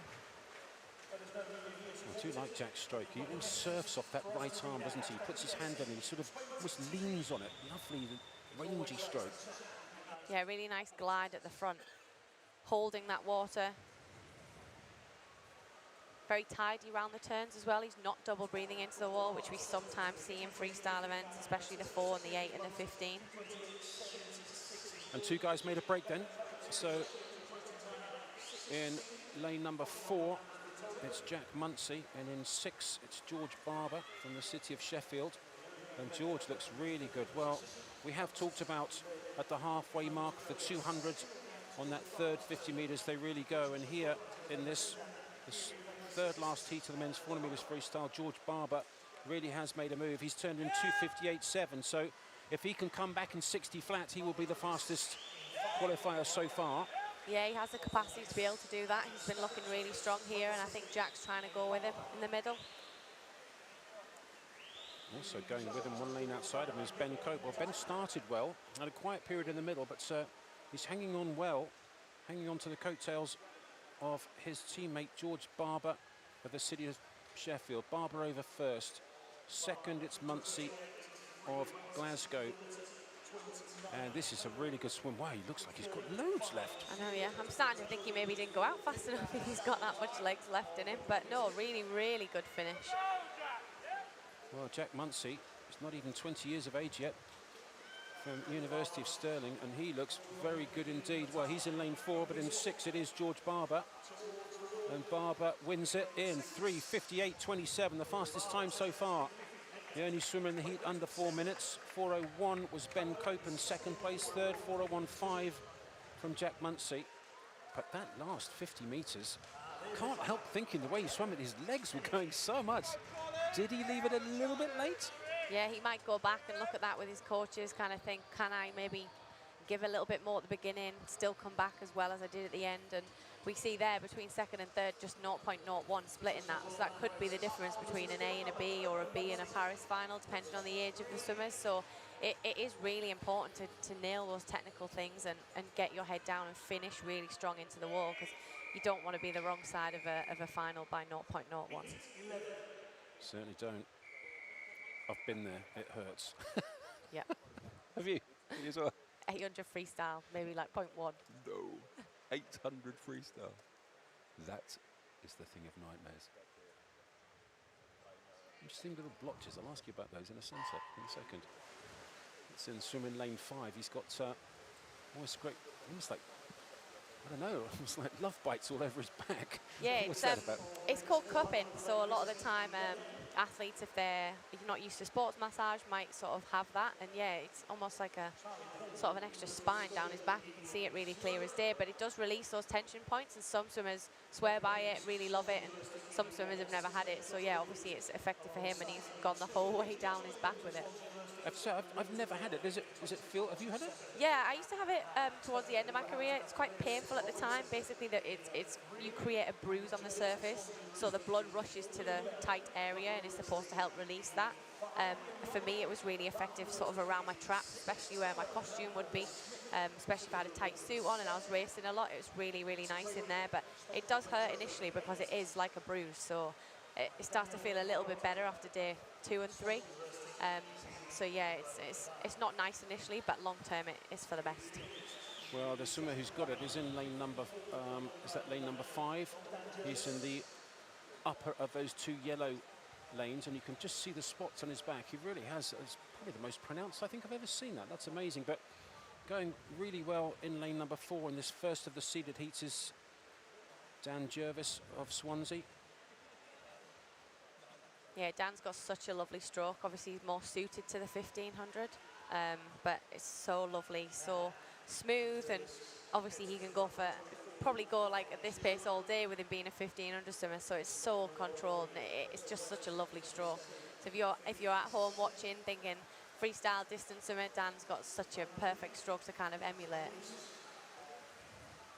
Well, Dan Jervis, 5th at the Olympics in the 1500 meters freestyle, and what a stalwart he's been for. Well, it feels such a long time in the 1500 free for such a difficult race. Such a long race. Beautiful stroke, though. Starting to push it now, and, well, he's got a lot. Look how high his legs are. That's quite interesting, how high his kick's actually coming out of the water. Feels like maybe using a little bit of excess energy to do that. Yeah, he's got quite a high stroke, I think, at the front as well for me. His head's not particularly low. He just gets kind of like a skim. So he's got that tiny delve in his back, but then his bum and his legs come up quite high. So yeah, he could maybe drop that, but for his main event, the 15, he doesn't necessarily kick until the last 100, 200 meters of his race anyway. But he has got such a strong leg kick, and it seems to work for him. Well, Dan Jervis does look really good, and he's piling on the pressure. This is a bit of a sprint for him, the 400 freestyle. A brilliant 1500 meters freestyle swimmer, and such a pleasure to commentate on him at the Olympic Games. Good underwaters as well. Interestingly, he breathes straight off it, but good underwaters, and leading with 100 meters to go is Dan Jervis of Swansea University. William Bell also going very well from Loughborough in 2nd place in lane number 5 with that cupping on his back, and then in 3rd place Tobias Robinson of Wolverhampton. Yeah, Dan's looking really good here, and I think if we could see a close-up of the race, you see the wave off Dan. He's got like a bow wave coming from his hips, which just shows how powerful his leg kick is, and he's really using that now to break away from those 2 swimmers just behind him and come into the wall. He's carrying the momentum really well off his turns. He just looks so controlled and nice and relaxed. Well, this is really impressive. Look at that, it's a beautiful swim. Looks like he's working quite hard. It is very short for him, a 400 meters freestyle, only 8 lengths, 16 lengths of most local pools in a 25, it would be a 25 meter pool, but a really good swim from him there. 350.33, well, that'll definitely get him through to the final. 353.1, William Bell's 2nd. 3rd was Tobias Robinson, the open water swimmer from Wolverhampton. William Riley 4th, and Tyler Melbourne Smith of City of Liverpool 5th. All of those swimmers, the top 5 underneath 4 minutes. But a really impressive swim. It's lovely to watch his freestyle stroke, isn't it, Dan? Yeah, definitely, and it kind of reflects that with the times that they've done, sort of 6, 7, even 8 seconds faster than some of the previous heats. So sort of the big boys, as we call it, have really stepped up, and they're showing why they're the best swimmers in the world. And Dan in particular, why he's so good at what he does, because he's so technically tidy, and 400, 800, 1500, he can kind of really be as versatile in all of those. And it didn't look like he was even breathing hard at all. No. It looked quite nice and controlled when he'd finished. Obviously, he's used to doing that almost 4 times over, so 400 is different when you're used to being a distance swimmer, but yeah, he just looked really nice and controlled this morning, which is what you want from a heat swim. Well, that was impressive. That was the second last heat of this men's 400 metres freestyle. The last 2 heats, of course, cycle seeded, so Dan Jervis winning that one as the second fastest seed coming in. The fastest seed is Kieran Bird in lane 4, and this is the final heat. So Bird in 4, Luke Turley in 5, Stephen Milne in 6. Olympic medalist in the 4x200 metres freestyle relay from back in Rio. I think did he lead that off, I think? Yeah, so Stephen's a great lead-off swimmer. We see him he led that off. He also led the Scottish team at the Commonwealth Games to 4x2 bronze. So he's just kind of you know what you're getting from Stephen if he's at the beginning of the relay, and that's exactly what you want. You want a strong swimmer who's not going to let anything around them kind of affect it, so the team gets off to a really good start. So this first 100 in lane 4 going well. Kieran Bird from a massive lifetime best at the Olympic trials last year. His best was 350.9. He went 346.0. Won the trial, made the team, made the Olympic team, swam the 4 and the 8 at the Olympic Games. Out of nowhere, utterly brilliant swimming it was. But look at this, the top 4 right in the centre in lanes 3, 4, 5 and 6. That's Goodman, Bird, Turley and Milne. Yeah, really close. All swimmers split 55 point there, so there isn't really anything at all to separate them. Nice control. We should also mention a couple of interesting ones. In lane number 1, 0, of course, is closest to us, but lane number 1 is Hector Pardo, swam at the Olympics in the open water, the 10,000 metres open water. Didn't finish it because Australian guy absolutely clobbered him with his elbow, I think it was. My goodness me. His eye was in a massive mess. Yeah, it's a shame when things like that happen. I guess we're fortunate enough in pool swimming that no one can get into your lane and kind of give you a bit of a hard time. So, yeah, he's trained all that sort of time, 4 years to get to the Olympics, and turns up with a really badly bruised black eye, cut, goggle marks, bit of a mess, unable to finish the race. It is such a shame. So for him, this 400 is probably literally the equivalent of us doing a 50-metre freestyle. So, yeah, he's getting in there, getting among the mix, but these 4 boys in the middle are just really kind of controlling this race now. Well, I have to say, I think a boxer tweeted when I put the picture out over social media, and a boxer tweeted saying, that is a bad injury. And when you think a boxer says an eye injury is a bad injury, I mean, it was horrible. It was a thing out of Scary Movies. It was really not very nice at all. And I think he thought he'd lost his eye for a second. But anyway, this is the final heat, the men's 400 free, and Stephen Milne looking pretty good here. Slight surprise that Milne is taking on the field here. I mean, there's some really good 400 freestyles in Turley and Bird and Goodman, and he looks pretty comfortable with 100 to go here. Yeah, slightly, but Stephen's always been a really good 200, 400 freestyle swimmer. I think even when he was a little bit younger, his 800 freestyle was really strong, and he came down to secure his place in those relays. So, yeah, he looks really good here. He's technically looks a lot tidier than he has done sort of in the past. Last year at the the Olympic trials didn't really go his way. So for him to kind of go away, reset, come back, and yeah, he looks really, really nice and controlled this morning.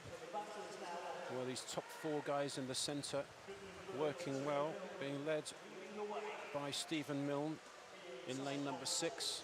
Then maybe closer to him is Luke Turley, just about in second place there. That's 50 metres to go. Maybe down in 3 is Jacob Goodman turning 3rd, and Kieran Bird.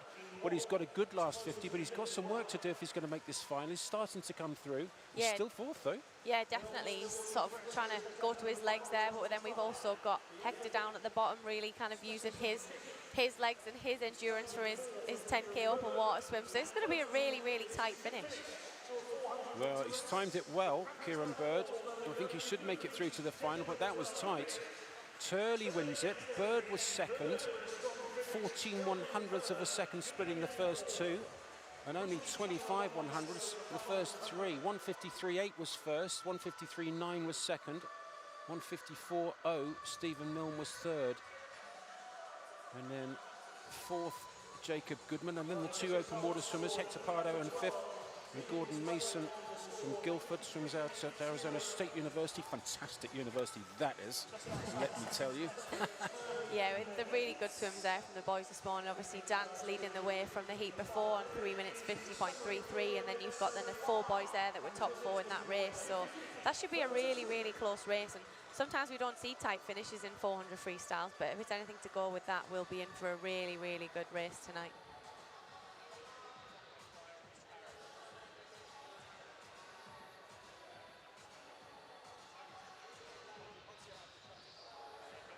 So fastest seed into that final will be Dan Jervis, and he did look very, very good indeed, I have to say. I mean, if we're going on purely on the heat swims and how they looked, Dan Jervis looked utterly stunning, didn't he? Yeah, really comfortable, really controlled. Just sort of, his technique was nice. He didn't look rushed. He was controlling the race from the front. So I think tonight it will be really close for those top 4 or 5 swimmers. And that's what we want at British Championships. You want to come to the British Champs, you want to be pushed all the way, because ultimately that's what you're going to get at world level, and you want to be competing with the guys around you, not just out there on your own, sort of leading the race with not much competition. So yeah, tonight is definitely going to be an exciting race, and I think that's probably on there with one of my ones to watch, I think. Well, it will be fascinating, because also the time wasn't actually that quick. I mean, if Kieran Bird won the Olympic trial in 3:46.00, 3:50 was the fastest then. Just a bunch of 3:53s, 3:54s. So they're either holding back an awful lot, or this is the year after last year, as in the hangover year, as in the year after the Olympics, which is generally quite a lot slower, isn't it, for most top swimmers?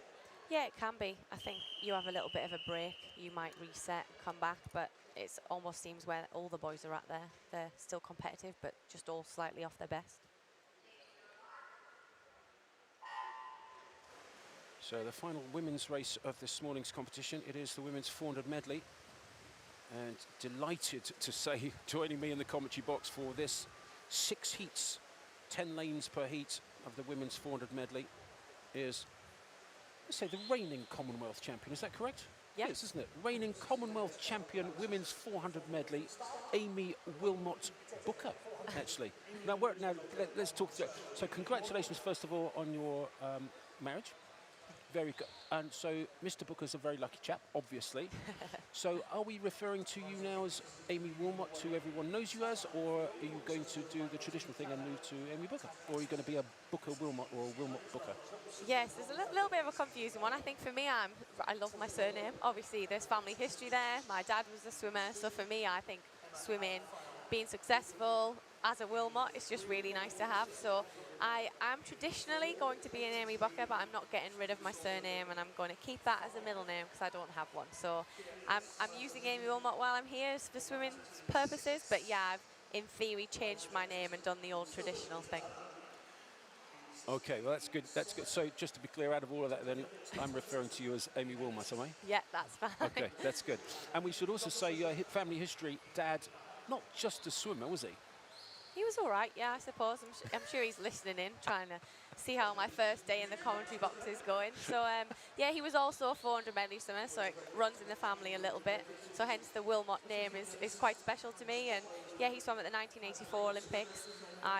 As everyone knows who's listened to me and him numerous of times, I finished higher up in the Olympic rankings than he did. Did you? So I finished 7th in my Olympic finals.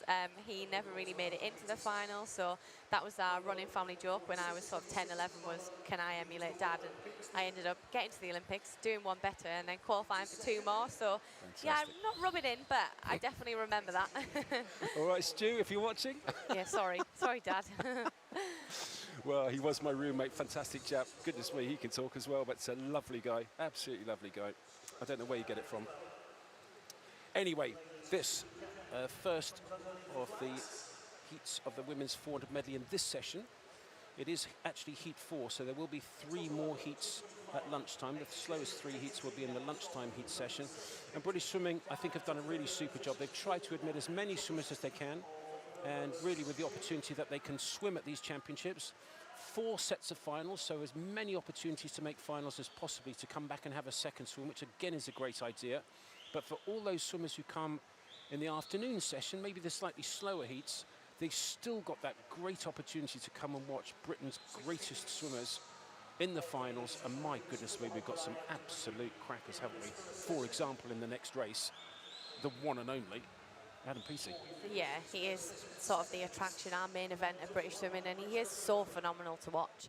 Just the way he carries himself, obviously the way he swims, how he races, his aura on poolside, everything about him is world class, and that is why he's one of the best swimmers in the world. So it is really great that people can come back and watch. Obviously we've got parents here watching, but they'll also kind of be coming here to probably watch other swimmers and not just their own sons and daughters. So yeah, to see Adam Peaty swim at British Championships is no kind of bad thing, I suppose. And yeah, first we've got a few 400 IMs to go. We certainly do, and we've got 2 swimmers born in 2006 leading in this, the first of this morning's heats of the women's 400 medley. And in lane number 3, Emma Alert-File of Guildford swam breaststroke a little bit like Hannah Miley, sort of a little bit hunchy and a little bit sort of breathing slightly to the side, but very effective. Yeah, she was sort of second, third, I think, at after the backstroke. So for her to come through and make such a big impact on the breaststroke is one of the really kind of key things that happens in medley swimming. A lot of people think that the breaststroke swimming, the breaststroke leg, sorry, is a really important leg. It can split the field massively. So she's really used that to her advantage, and she's holding on now in the freestyle. If she's a little bit like me, maybe potentially not the best freestyler in the world, you want to use that backstroke and breaststroke to split yourself from the rest of the field and not hang on, but you're then not in sort of panic mode. So yeah, she looks really good coming into the wall now. Well, she looks very good indeed. And for Emma Alert-File, born in 2006, so what does that make her?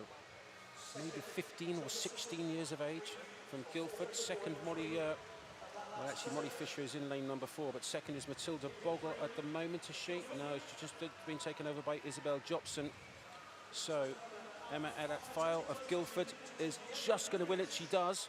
Second was Isabel Jobson of Romford Town. And third, Gemma Dilks of Tiverton.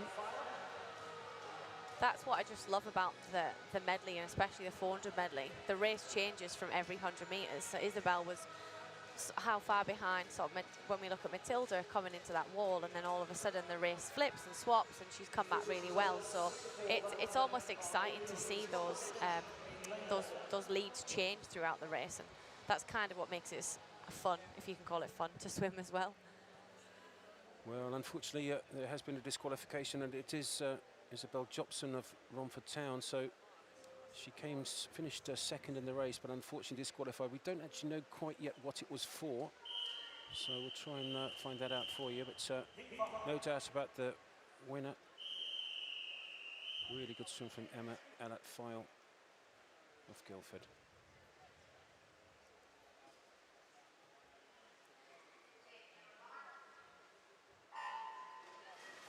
So heat 5 of the women's 400 medley, 5 of 9 heats of this 400 medley this morning, and another 3 this afternoon before those 4 finals tonight.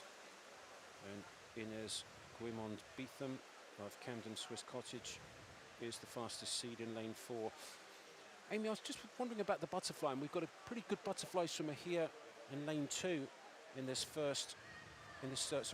heat 5, Kira Noon. If you're a really good fly swimmer, obviously you want to use the fly to your advantage, but if you push the fly in a 400 medley, 1, it's a hard stroke anyway, but 2, is that a good idea? You were a great flyer, weren't you? It's a good 200 flyer. Yeah, so when I was younger, I was an absolutely terrible butterfly swimmer, and I knew the only way I was going to get better at my medley swimming was to work on my butterfly, and then it ended up being potentially one of my strengths towards the end of my career. So yeah, it's a toss-up between using it to get sort of 3 or 4 meters, even 2 or 3 out of your competitors, but at the same time it costs so much more in terms of that energy expenditure than some of the other strokes do. So even though you may split really well at the beginning of the race and be quite far out, that lead can soon disappear and you can soon end up sort of losing 3 or 4 meters at the end of the race because of that cost. And what stage of your career did you actually make a move? Because I sort of had you down for an individual as really as a 200 flyer, as an individual stroke, not as obviously your best event was medley by far, but your best stroke, was it fly?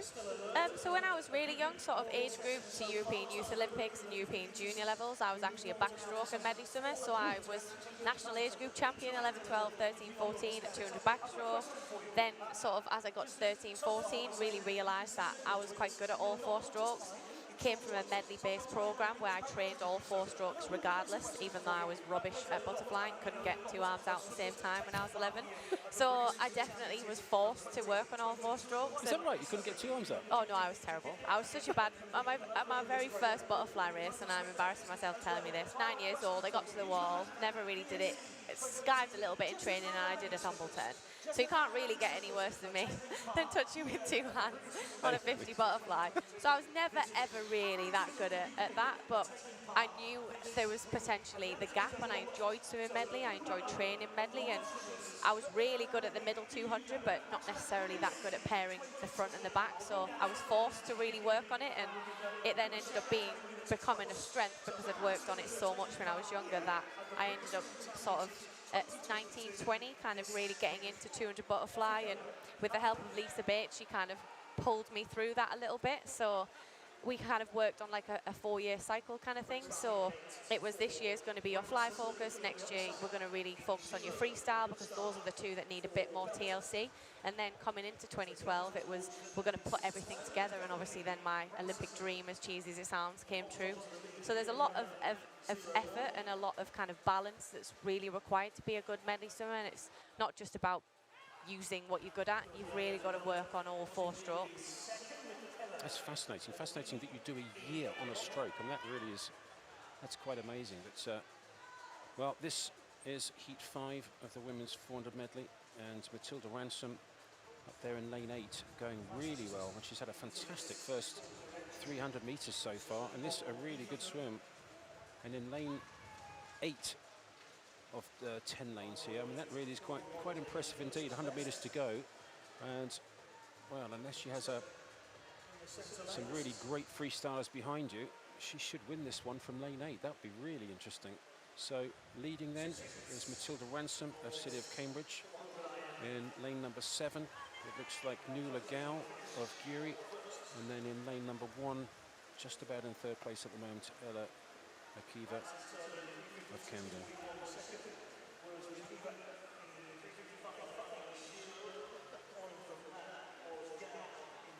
Yeah, still looking really strong, kind of leading the freestyle leg of the race here, up in lane 8. It is so difficult in medley swimming because you get to this point and you know how much it hurts, and you know if you're out at the front, somebody who is a really strong freestyler could be coming from behind to kind of pip you on the wall. But yeah, this is a really, really good 400 medley, what you like to see. Not too fast at the beginning, really pacing it well, using her strengths, and ultimately the winner of the race is the person who finishes first at the end, not who's first to 50 or the 100 in the butterfly, and that's where we're at. Well, it looks like Matilda Ransom swam a really good race here, 5:03.9, and her entry time 5:09, so 6 seconds underneath her entry time on the 400 medley, representing City of Cambridge. Actually, my first ever swimming club, City of Cambridge, when I was 7. Mr. and Mrs. Barker ran it. Absolutely wonderful people they were, and I'm sure. Fantastic. So really, really good swim indeed from Matilda Ransom. Impressive stuff there because she swam it well, but her breaststroke and her freestyle like very, very good indeed. Yeah, definitely. And as I said, the winner of the race is the person that comes through at the end, not necessarily who's first at the beginning. And a lot of the time when we watch medley swimming, we forget that. And a lot of the time, some of the best swimmers in the world will turn 4th or 5th, not necessarily first, and use the race tactically rather than just what they're good at. So Matilda Ransom winning it. Second, Benjamin Belt of City of Plymouth, or Plymouth Leander, I should say. So heat 6 of 9. Rachel Hornby of Wigan, fastest seed in 4. And the closer to us of those 2 middle lanes right in the center. 400 medley. In lane number 5, it is Ruby Griffiths of Mount Kelly. Very good underwater, and the break to the surface. Well, it is 400, but she has really good technical aspects on that start and makes such a difference. It really does. It takes, if you get like 3 or 4 tenths of a second just on the start, it takes an awful lot of work down the pool, doesn't it, to catch up 3 or 4 tenths? Yeah, definitely. I think you don't want to give anything away in swimming, no matter what event you're doing. You want to try and make each little bit as technically sharp as possible. So to get that 2 or 3 tenths on the start is really important if you know, well, I could lose 2 or 3 tenths in the freestyle or on my finish. So yeah, you want to maximise each little part of the race to the best ability that you can, and that's why medley swimming is so technical. Well, lane 7 at the moment, Jennifer Green of Swansea University, going very well indeed. Good fly, good solid fly.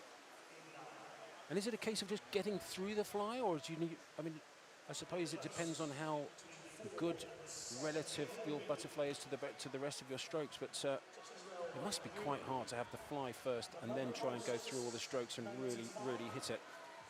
Yeah, I think so, but then I don't know where else I'd put the butterfly, because the more tired you are, the harder it is as a stroke. So to put it at the beginning and kind of get it out the way early is almost just as nice. So it's a very fair point, I've got to say. I was just thinking, yeah, stick at the end. No, don't do that, please. So yeah, it's just really important to maximise the strength if you have it in the butterfly, but still make sure that it's easy and it's comfortable. You don't want to be over-egging it at the beginning of the race, as I've said, because the cost of that is so big. And for me, a lot of the time as well, the backstroke gets kind of overlooked. I think if you've got a really easy or comfortable backstroke, which I think was probably the reason I was so good at medley, was for the backstroke leg for me cost me barely anything, probably absolutely nothing, which meant I had the energy to then use on the breaststroke leg, which is where you can make the difference. So it was almost a, where can I save energy? Where do I need to use it? Where's sort of tactically and the best point to use that energy and break away from the rest of the field? So yeah, we've got lane 2 here, got a lovely backstroke, not much kick, so she's saving that, I would imagine, for the back end of the race.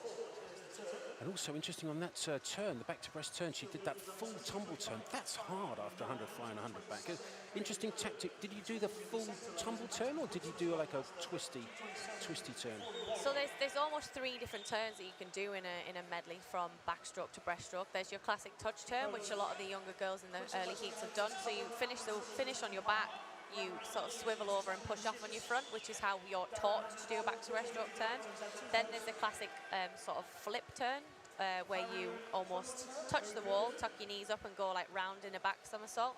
And then you've got what we call the crossover turn, which you might see some of a little bit later on in these heats. So you kind of reach over your back, still touching on your back, but it looks more like a side kind of tumble turn. So there are 3 different variations, and obviously the last one I explained is the faster one, and the one you'll see more swimmers do at world level, but it takes a long time to get right. And what did you do? I learned throughout my career to do the crossover turn, but for a long time I've been around a while, so I was touch turn and then I was flip for quite a while, and was almost terrified to do the crossover turn at high level competitions for fear of being disqualified, because it is such a technical component. So yeah, it's a tricky one, but most of the best swimmers in the world, especially the men, have got that down to a T, because it is so much more effective, so much faster, and it's a lot tidier around the wall. So your momentum going in is carried off rather than you hit the wall and you lose it straight away. Well, 100 metres to go in this heat 6 of the women's 400 medley. And first to turn in lane number 2 is Ella Dyson. And in 4 going with her, Rachel Hornby. Should also say up there in lane number 8, it is Holly Wilson. And Holly Wilson, born in 2008. That's the year that Becky Adlington won 2 gold medals in Beijing. Born in 2008, Holly Wilson. She's going really well up there in that yellow cap for City of Leeds. She could welcome 3rd place here, and that is quite extraordinary. What a great swim. Dyson going well. So Dyson leading, Hornby 2nd in 4, and Holly Wilson. Yeah, 14 years of age she is there. I remember the days. Doesn't hurt when you're that age. It just hurts a lot more as you get older and older. Well, she's going really well. She's hanging on, and Well, unfortunately, we don't have the actual birth date, so she's either 13 or 14 years of age. And she's going really well. She's going to go somewhere around 5'10", I think, maybe just under. So the winner, 5:03.7, is Ella Dyson. Second to touch is Holly Wilson, 5:08, well under 5'10". That's a great swim from her. What a swim. 5:08 for a 13, 14-year-old girl. That's amazing. Really good from the City of Leeds. Third to touch, Rachel Hornby in lane number 4. Wow, what a swim. That's amazing. She just looked great all the way through, didn't she? Yeah, really, really, really nice races from all 3 girls there. All under their sort of entry times. Nice to see.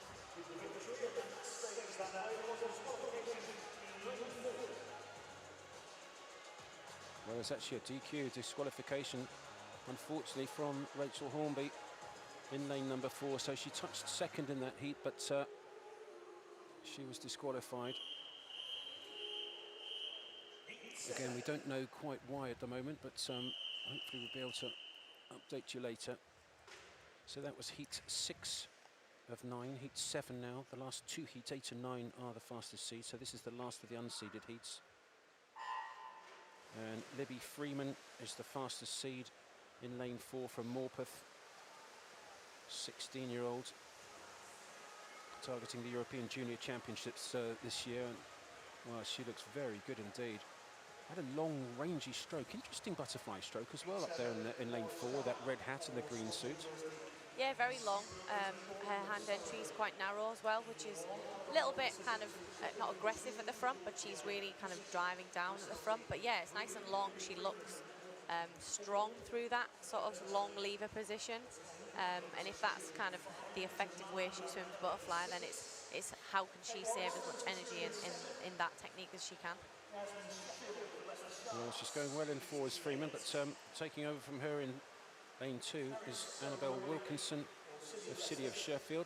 Nice and flat. Look how close her chin is to the water. Really using hardly any energy to go up and down, and using all of that force to go forwards on the fly. That's an impressive fly stroke. Yeah, definitely carrying lots of momentum, because every time she goes sort of through a cycle, her energy and momentum is going forwards. She's not going up and down, as you say. So yeah, kind of Michael Phelps does that really well.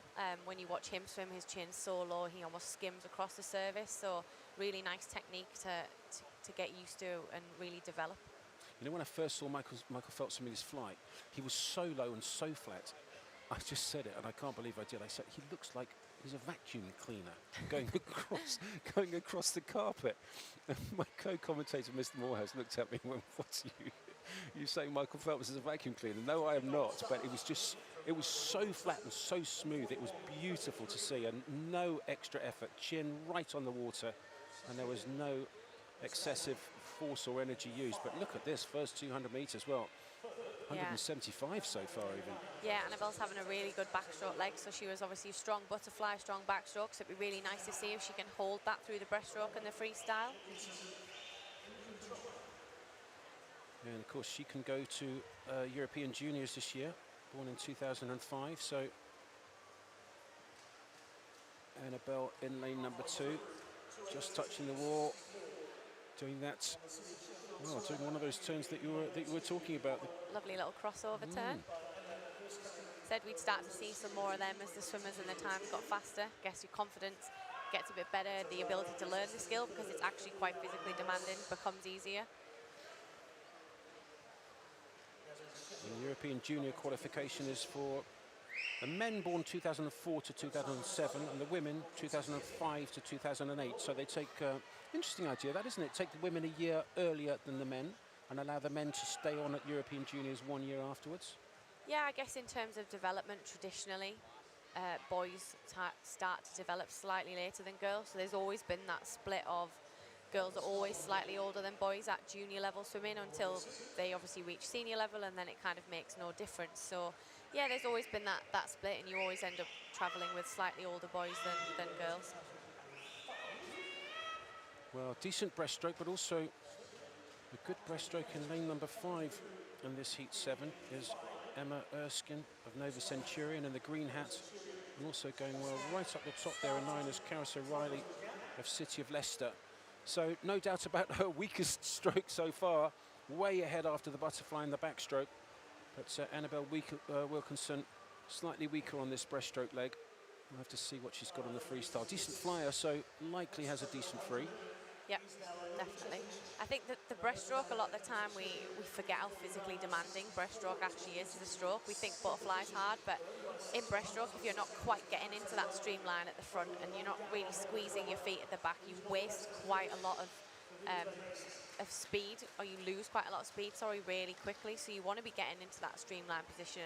A lot of the time when you're tired after the fly and the backstroke, that's quite difficult to do. So that's often where the swimmers who are better at breaststroke are able to get into those streamline positions, be a lot tighter, have a longer glide than those breaststroke swimmers in the medley who are slightly more fatigued. Well, Emma Erskine looking very good in 5. Really good. Look at that from Nova. Good solid stroke, and it looks like, well, maybe went out a little bit quick, did Annabelle Wilkinson in lane number 2, just starting to get overtaken by the swimmer up there in 9. That's Caris O'Reilly of City of Leicester, but leading, and now leading by about 5 or 6 metres. Right in the centre in lane number 5 is Emma Erskine of Nova Centurion, and this a very good swim indeed from her, and she will win the last of the unseeded heats. Heat 7 of 9 of this women's 400 medley, and her time just under 5 minutes, 4:59.60. Second was Caris O'Reilly, and third Georgia Gussie of City of Bristol. Yeah, under her entry time, breaking 5 minutes is a pretty big barrier in 400 medley, so it's really, really something she'll be pretty chuffed with. It is a massive barrier, actually, isn't it? It's interesting, there's quite a few, isn't there? 400 freestyle at 4 minutes. Particularly on that one, I mean, a minute per 100 is such a great one to get under, isn't it? Yeah, definitely. And then, when did you first break 5 minutes? Can you remember? Oh gosh, I think I was quite young. I was a really good, quick junior swimmer. Maybe 14, 15. I think I broke the 5 minute barrier. Yeah, I feel like I've just been doing 400 IM forever. Well, still English record holder, I think. Is that right? Yeah, hanging on, short and long course. There you go. Very good. Very good.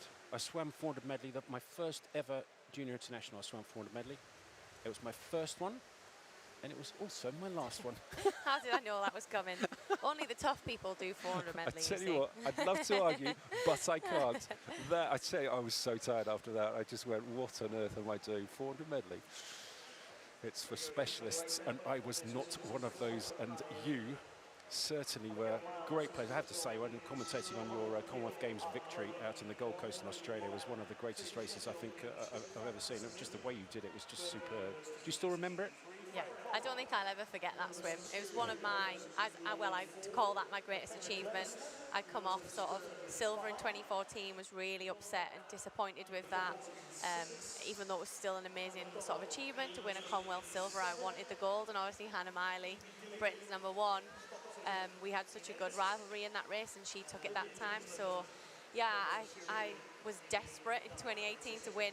Had an awful injury the year before, thought it might not happen and it was all going to get taken away, the opportunity, and somehow put myself back together with the help of University of Stirling, kind of off the back of the work I'd done with Lisa Bates, and really just gave me the belief that I could do that. And luckily on the day everything went to plan, the race was perfect, and yeah, I got the gold that I was after and the big celebration and the whole hurrah.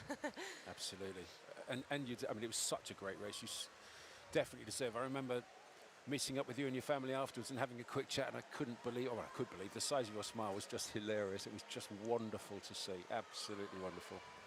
Great times. Yeah. It really was. Nice place to do it as well. Oh, definitely. And all my photos of a podium look really nice because I had a lovely tan. So I thought, well, at least I've got nice photos to remember the occasion with as well. Well, that's important. Typical girly thing to say, but my silver, I was a bit upset in 2014, not that nice. So yeah, we've got Freya anyway in this swim, really kind of pulling through now. We obviously saw her earlier in the 200 freestyle, so that is a tough double to go 200 freestyle, sort of within roughly an hour to get back in the pool and do a 400 medley is definitely not an easy double. So she's looking really good here. She had a lovely fly to start, nice and smooth, controlled, backstroke leg. pulling away from the field now, so we'll see how she goes in the breaststroke. But yeah, definitely to come out of one and into the other, it just shows how versatile she is, the swimmer. And you need to be strong and you need to have that endurance to be able to finish a 4IM and be able to finish it well and strong. So she'll have loads of confidence down the freestyle that if she's even in the mix within the up there at the end of the breaststroke, sorry, that she's got the capacity to be able to pull away and fight off the rest of those girls. Well, Freya does look good, and also going with her is Yvonne Brown of Aberdeen Performance up there in 6 in the white hats. But it was fascinating to see really good freestylers generally aren't good breaststrokes, and we talked a little bit about that earlier, but often they're not great breaststrokers, but she certainly is. Freya Colbert, I mean, she's a fantastic freestyler, but this breaststroke actually is pretty good. Look at the range of stroke every time. The glide and the propulsion she gets is really quite tremendous. Look at this. Yeah, she's not rushed at all through the stroke. She's taking her time, she's being controlled. Yes, it might not be the fastest in the field, as we see obviously the white hat from Aberdeen kind of having a lot of a higher stroke rate just behind her in shot, but yeah, she's not rushing, she's nice and controlled, she's gliding, stretching, using each stroke to get the maximum amount of water she can, and she's ultimately saving her energy now to work on her strength, which is her freestyle, where she's going to probably pull away from the rest of the field even more. So first to turn with 100 metres to go, it's Freya Colbert. In this, the second last heat of the women's 400 medley.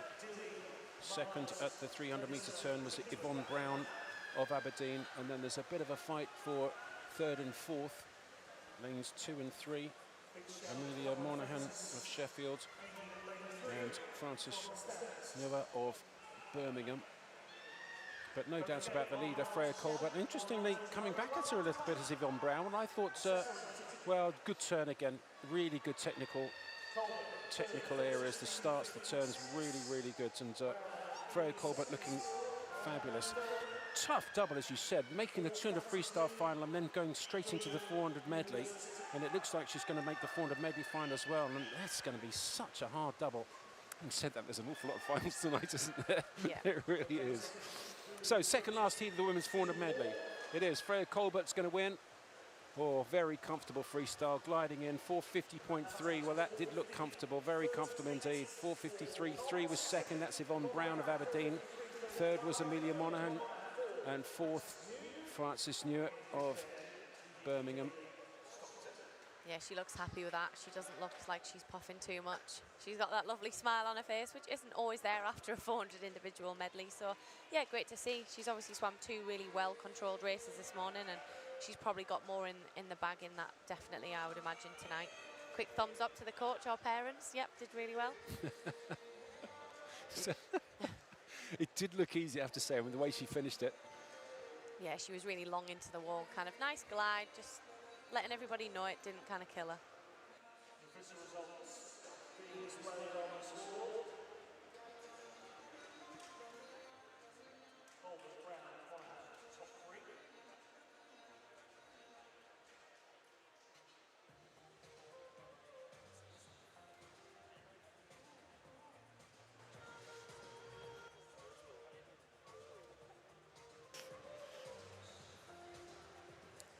So 1 heat to go, 400 medley, 450 fastest so far. There's the fastest seed, it is Katie Shanahan.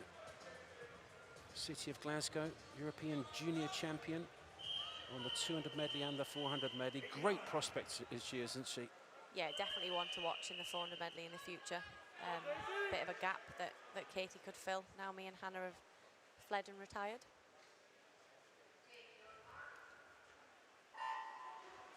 So the final heat of the 400 medley, and Katie Shanahan, the fastest seed, in lane 4, the closest to us of those yellow lanes in the centre.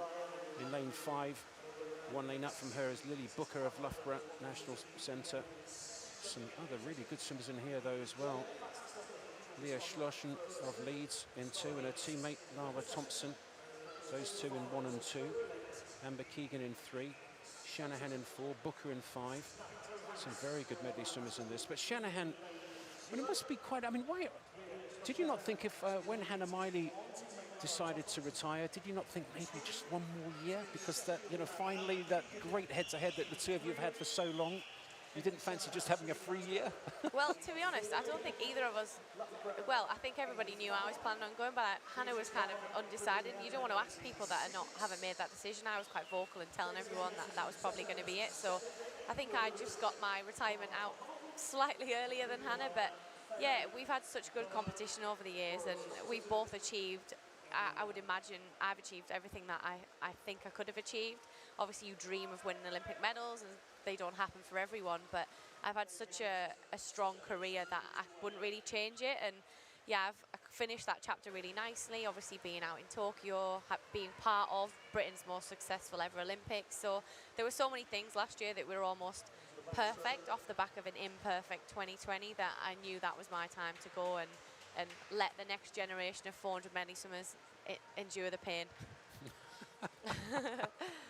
Well, endure the pain, but interestingly for the women's 400 medley, it's also one of the first races that Great Britain has a representative in at the major championships. And I have to say the way that you took that on at the Olympic Games, it was so important for that first swimmer to swim well. And I have to say it was great to see you attack it as you did and swim so well, make the final of the 400 medley. And did you realise the whole team is watching you sort of as like the marker of how the team is performing?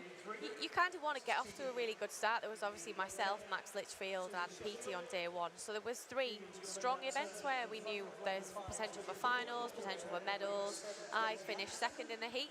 I think everybody thought after that I was potentially going to win a medal the next day, but I just knew that I had to swim the heat swim as my final to make sure that I didn't leave anything unturned and make it back for the following day. I wanted to be in that Olympic final. So to go in there and finish 7th again, obviously I was kind of a little bit gutted that I couldn't do one better than I did in Rio, but I think at the same time I've been to 3 Olympics, finished 7th twice, and I didn't get out of the swim leaving anything. My legs were almost falling off, and everyone said it looked painful by the end, and I'm telling you now it definitely was. So yeah, those swims where you know you've given everything, you can't give anything else. You can only be as happy as you can because you've not left anything unturned. And I finished knowing that was the last international race of my career, and I was pretty kind of happy knowing I'd given everything I could. Well, it was certainly a great pleasure to watch, and I have to say 7th Olympic final, 2 Olympics running, is really quite special. It really is, and 3 Olympic Games as well. Well done, particularly on 400 medley. Not an easy event, but this is the final heat, and it's the fastest heat and the fastest seeded swimmers in this, and leading at the moment with 100 metres to go in lane number 3 is Amber Keegan of City of Sheffield. Just behind her in 5, it's Lily Booker of Loughborough National Centre. And in the centre of those 2, Katie Shanahan, swimming what looks like a pretty comfortable heat here. Not quite as quick as I expected, but this again is sort of a reset year, this one, isn't it, after the Olympic Games? And it's going to be very interesting to see how everybody does. It looks like Katie now starting to work her legs a little bit harder and see if she can get back up towards 2nd or 1st in this final heat. Yeah, she has got a lovely freestyle. She's a kind of one of those swimmers that, yes, maybe didn't come off the back of the Olympics, but she went to the Europeans last year, first senior meet. She then got selected to represent London Row at the ISL, so she's obviously learned a lot in the last 12 months. She's had the opportunity to race some of the better swimmers in the world, and a bit like everyone, you come off the back of that and you think, oh, I need to reset, and what am I going to work on this year? So obviously there's Commonwealth Games for Katie that she's probably got her eyes set, and she's showing now that her freestyle is one of her strong points as she comes into the finish. So Shanahan in the blue hat, it looks like she's going to finish 2nd in this final heat of the women's 400 medley. So winning it in lane number 3 was Amber Keegan of City of Sheffield. 2nd, Shanahan. 3rd in 5, it was Booker, I think. Yeah, we've just lost the times. Yes, you looked up at the clock, looked up at the scoreboard, and it says 11:25:42. It definitely wasn't 11:25. That's the time of the morning. It's certainly not the time for her 400 medley, but she looks pretty happy with that, shouldn't she? Yeah, I think so. I think it's another one of those events that it's not necessarily fast across the board, but those swimmers will have wanted to come in this morning with a specific process goal or a specific target. So although we always kind of judge on time, some swimmers will be thinking, well, I wanted to come in and negative split this race, or I wanted to come in and just make sure that my butterfly was nice and controlled, or that my freestyle was technically exactly perfect, and I was breathing every 4. So there's always a focus around just the time and just the result on the scoreboard, and a lot of the time that's why the athletes that we have in Great Britain do so well on an international stage, because they're constantly working on those processes in order to put the perfect swim together. So we've got the times up. Amber Keegan finished first there with a 4:48.04. Shanahan was in second, 4:49.37, and in third was Lily with 4:50.41. So 3 fairly comfortable times this morning. Just a tiny bit faster from 1 and 2 than we saw from Freya in the heat before. So tonight that'll probably be another close 400-metre event. It should be a cracker. Well, one more event to go in this morning's heats. This first set of 6 days of this British Swimming Championships for 2022. The first time that we've had a really full meet at the British Championships. Last year we held one, but really only for the elite swimmers who've been training through COVID, but finally opened the doors to all the juniors as well as the seniors. Just waiting for the results of that final heat of the women's 400 medley has been now been confirmed. 4:48.0. Amber Keegan did win it. 49.3 second for Shanahan, and Booker third. 4:50.41. So the final event is the men's 100 metres breaststroke, and Adam Peaty will be going in the final heat, and well, I would imagine most swimmers would have stayed to watch him even in a heat. The guy's just phenomenal. Yeah. What can you say about him? I've commentated now on, what has he won? 16 European titles, 3 Olympic gold medals, 3, I think, Commonwealth Games gold medals, World Championship titles. I could even carry them all. It's becoming quite hard to describe just how great the guy is. What's it like being on the same team as him? What kind of guy is he like in the team? So I was on one of Adam's very first teams, and I remember he was a really young-faced, he'll probably kill me for saying this, young-faced swimmer. Mel was there with him, and he hadn't really, he was obviously a phenomenal swimmer to be selected to swim at a European short course, but he hadn't necessarily done anything in his own right. So for him to just see him slowly get better and better at every competition he went to, and all of a sudden become this force that we know, which is Adam Peaty. He is just now a phenomenal swimmer, and he is one of the world's best ever swimmers, and he'll go down in history as that. And he's up there in my eyes with some of the best sports people we have in the world, never mind just swimmers. And I think he's unbeaten on this 100 metres breaststroke since 2014. And that's kind of getting into the realms of greats in the world, isn't it? Really greats in the world. So this is the first of the heats in this session of the men's 100 metres breaststroke. It is heat 7. There'll be 6 heats in the afternoon session, the slower heats, but this the fastest 7 heats, 10 per heat. So the fastest 70 guys.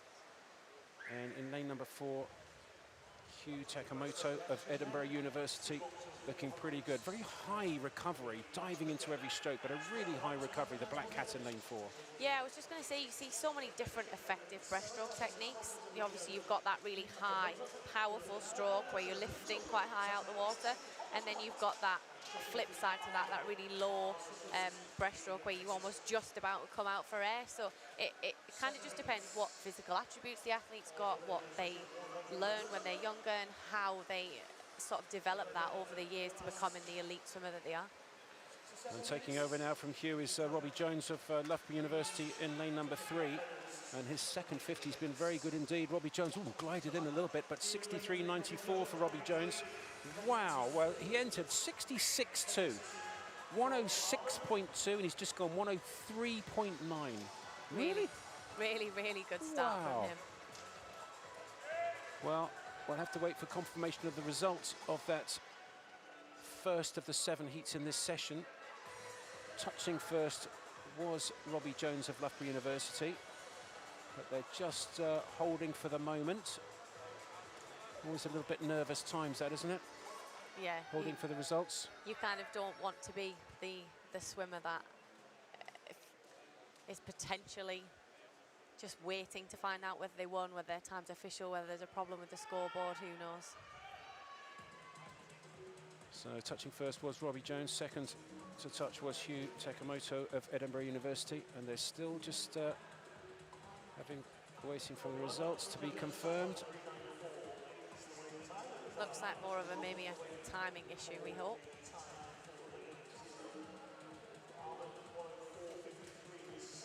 Well, they did have an issue with the timing system in that last heat of the women's 400 medley, didn't they? Because I think the winner looked up and saw 11:25. That's not what you want to see after a 400 medley. Where their actual time was, what was it, 4:50? 4:48, I think it was, wasn't it? Yeah. It's things like this that you've almost got to kind of deal with. Obviously, those athletes are behind the block, waiting, ready to go, and not really sure what's happening, whether it's a timing issue, whether something else is going on. So they're just kind of waiting, getting ready behind the block. Obviously, we can see everyone looking up at the scoreboard. So, unfortunately, lane 3, Robbie Jones was disqualified in that event. Hence the delay, we'd imagine. That is a shame. That's a great shame.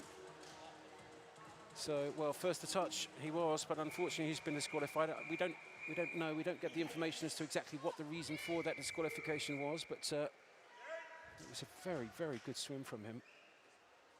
What a shame. Heat 8 of 13. James Lewis, fastest seed in lane number 4. Youssef Betu of Glasgow in 3, and Scott Quinn of Edinburgh in 5. And probably the best start, actually, coming up there in lane number 7. It's Ronnie Hallett of Mount Kelly. Yeah, really good start. Lots of different sort of breaststroke techniques in this heat compared to the last one.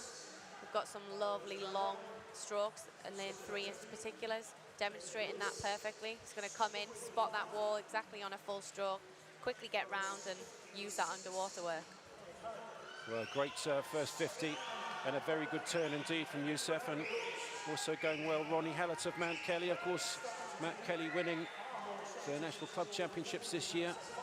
Very good indeed it was from them, and he's still going well, that white hat up there, but no doubt about the leader at the moment. It is Youssef Betu of City of Glasgow in 3, and he's going very well. Also coming back in 6, it's Rowan Smith of Skipton, but the winner is going to be in lane number 3 as Youssef Betu of City of Glasgow, and his time 63.7.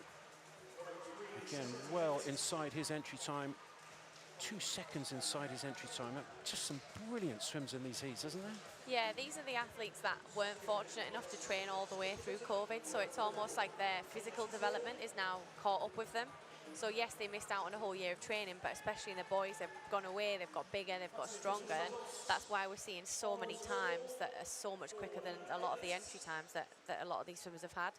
First rest that a lot of the swimmers might have had in a while as well, so yeah, they're really maximising that. Well, such great opportunities, and particularly for these guys. These guys are going to be in the same ready room as Adam Peaty. I wonder how much they're looking at them. Hopefully they're just concentrating on what they're doing and what they need to do to perform at their best, but it must be hard not to keep just a little sneaky eye out for the great man himself. Heat 9 of this men's 100 metres breaststroke, 9 of 13, and Jack Blair of Chesterfield, the fastest seed. There's no swim in lane 1, so George Barnes of Brompton has withdrawn, but good start from lane number 4, Jack Blair of Chesterfield. Yeah, really nice. He's got a slightly higher technique than we saw in the heat before, but he's got a slightly higher stroke rate. Obviously, when we see Adam swim a little bit later, he has a phenomenally high stroke rate, but he's so powerful and strong that he's able to kind of maintain that for his whole race. So, yeah, some of these boys will be either trying to emulate that stroke, they're trying to figure out their own breaststroke stroking techniques. So it's not really one size fits all in breaststroke swimming, and there are a lot more different sort of technical aspects that make the stroke really powerful.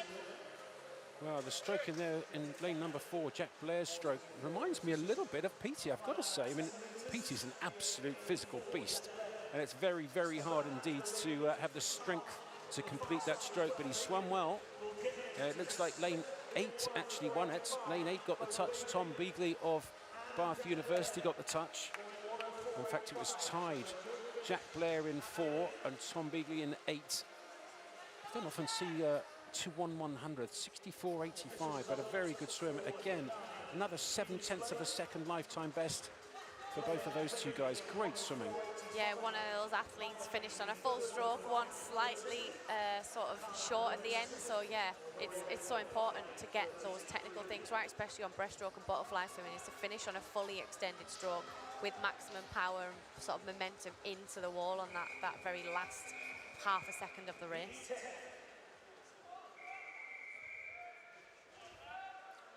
So heat 10, the last of the unseeded heats.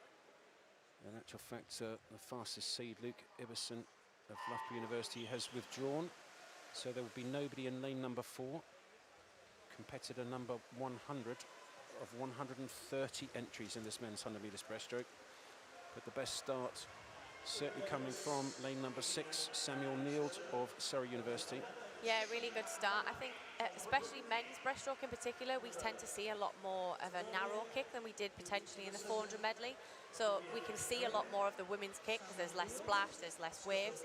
The men tend to be a bit more shorter and sharper because they are more powerful in that position. So breaststroke technique for men looks slightly different, especially over those longer events. But yeah, really strong swimmers here. Nice kick. You want to see those feet really squeezing together at the end of every kick, every glide. You want to be as streamlined as possible in breaststroke swimming without a dead spot. And what's amazing about Peaty is he doesn't look like he's really kicking particularly hard at all. I mean, the whip is incredible, but he doesn't go out at all. He just whips it back. Incredible swing, very close indeed. Look at that. 76 to 83, 7/100ths of a second splitting the first two. Sam Neild and Oscar. What's that? Is that Oscar Bilbao up there? Yeah, Oscar Bilbao, born in 2006 from City of Hereford. Very good swim from him. And his time 103.8 against a lifetime best of 104.9. So another full second lifetime best for the swimmer coming in second, Oscar Bilbao. And 103.7, a full second lifetime best as well for the winner, Sam Neild. Yeah, it's one of our junior swimmers to watch, so it's great to see some of those guys not kind of shying off, not being confident, and really getting those quick times in, as we keep saying in the morning. So tonight, obviously, everyone probably wants to be Adam Peaty. Everybody wants to swim men's 100 breaststroke, so it's really competitive as we get towards these last few heats. It is 0.1 or 0.01 even that will split those guys from being in the A and the B finals and just missing out. Well, it must be very, very exciting indeed to swim in one of these last three heats, because we've got three superb breaststrokers, the fastest seed in each.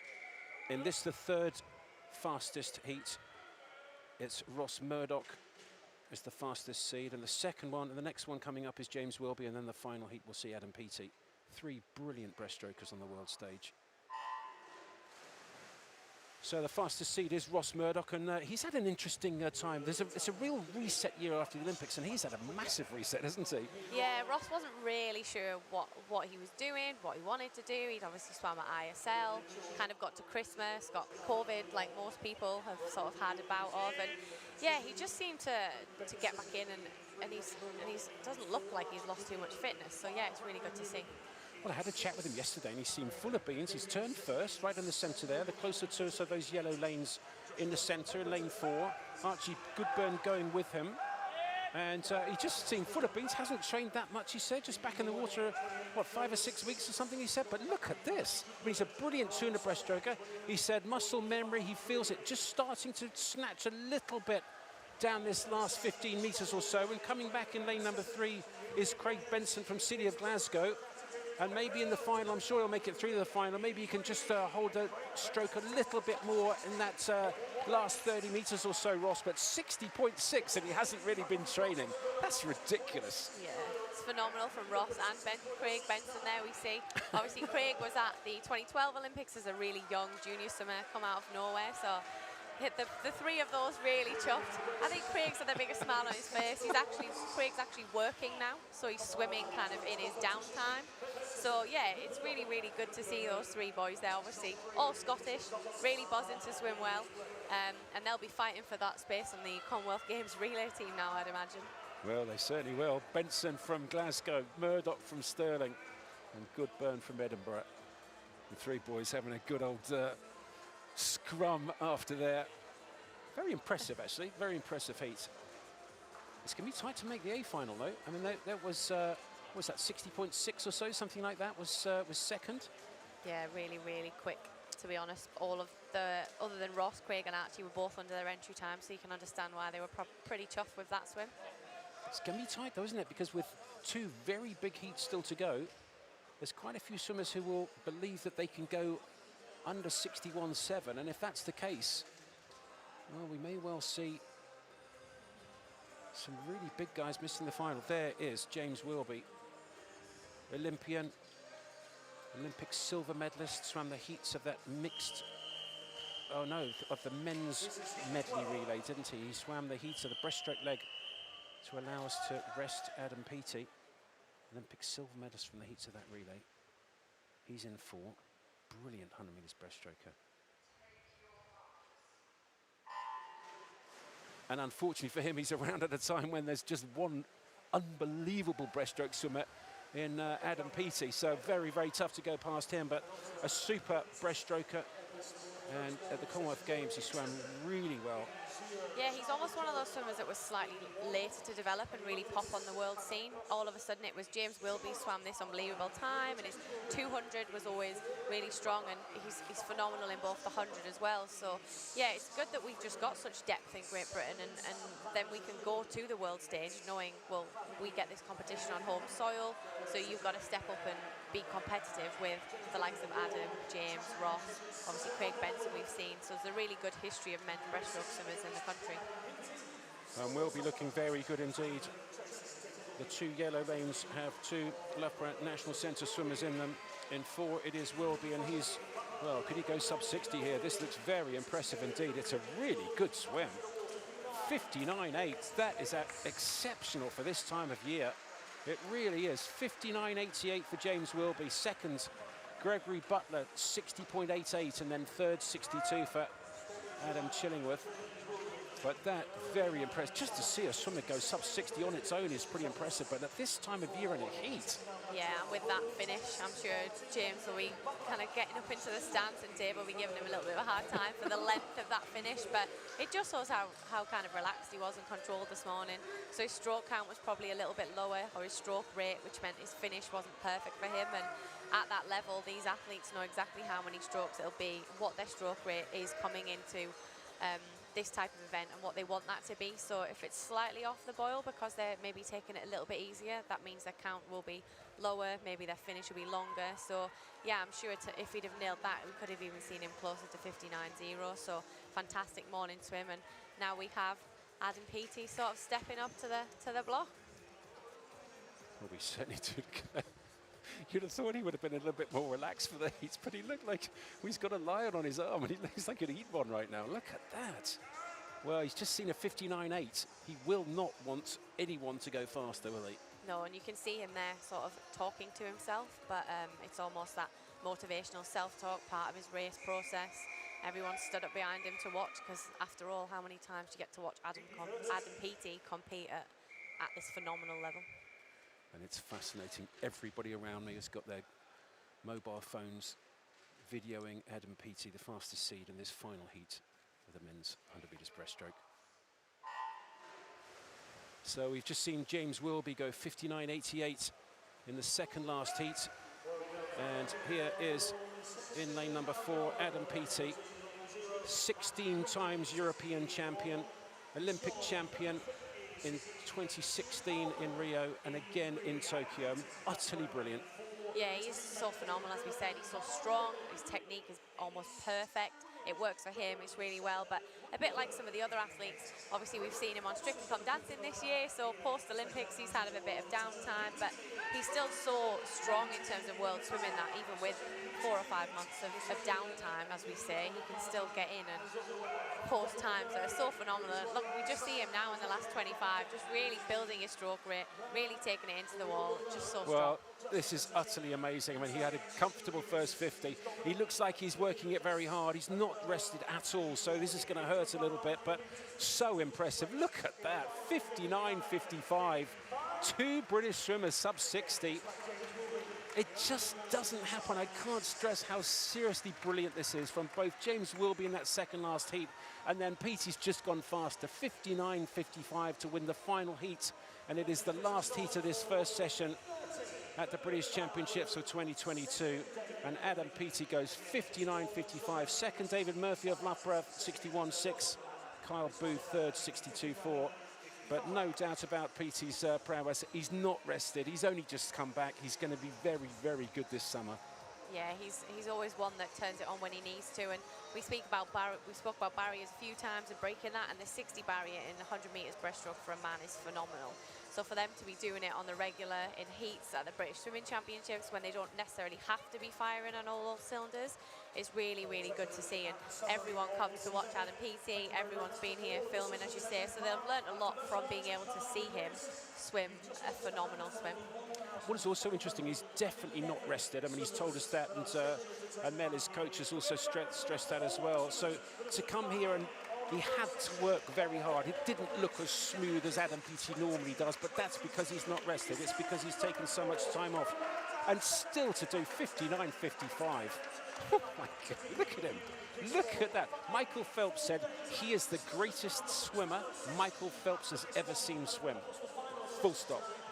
You'd like that kind of accolade, wouldn't you, from Michael Phelps? If you're putting Adam Peaty ahead of Michael Phelps, you'd probably say, well, Michael's putting himself second there. So it is amazing. And as you say, he comes here, no matter where he is, he wants to swim well. Yes, he's not in the best shape, but he shows that you don't have to be in the best shape. But if you mentally want it enough, you'll put something down on that scoreboard. And he's just showed us that there with a sub 60, 100 meters breaststroke.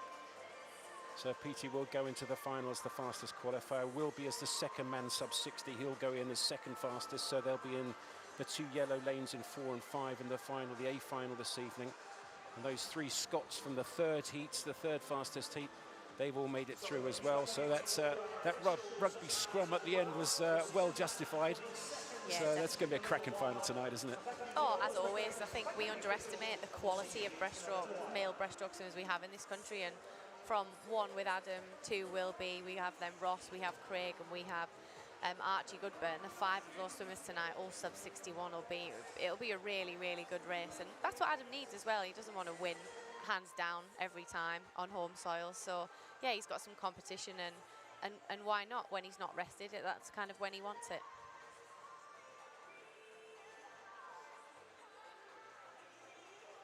So tonight we have obviously our A finals, our B finals, our Paris priority final, and our junior final. So we'll have the women's 50 breaststroke up first. We have the men's 50 backstroke second, the women's 200 meter freestyle, the men's 400 meters freestyle, women's 400 IM, followed by the one we've all probably been waiting for, the men's 100 meter breaststroke. So there'll be a lot of quick racing tonight, a lot of tight racing, I'd imagine. We've seen many swims this morning with 0.01 splitting the sort of first to second, 0.2 here and there. So some good action we've got tonight, and hopefully, fingers crossed, we see a few junior swimmers come through. We might see some undiscovered names that we don't know. Well, that's it for today's the first heat session at this 2022 British National Championships.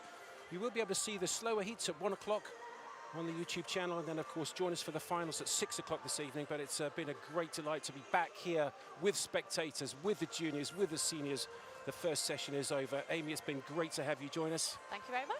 Looking forward to seeing you. You can see the slower heats at 1 o'clock and then the finals this evening at 6.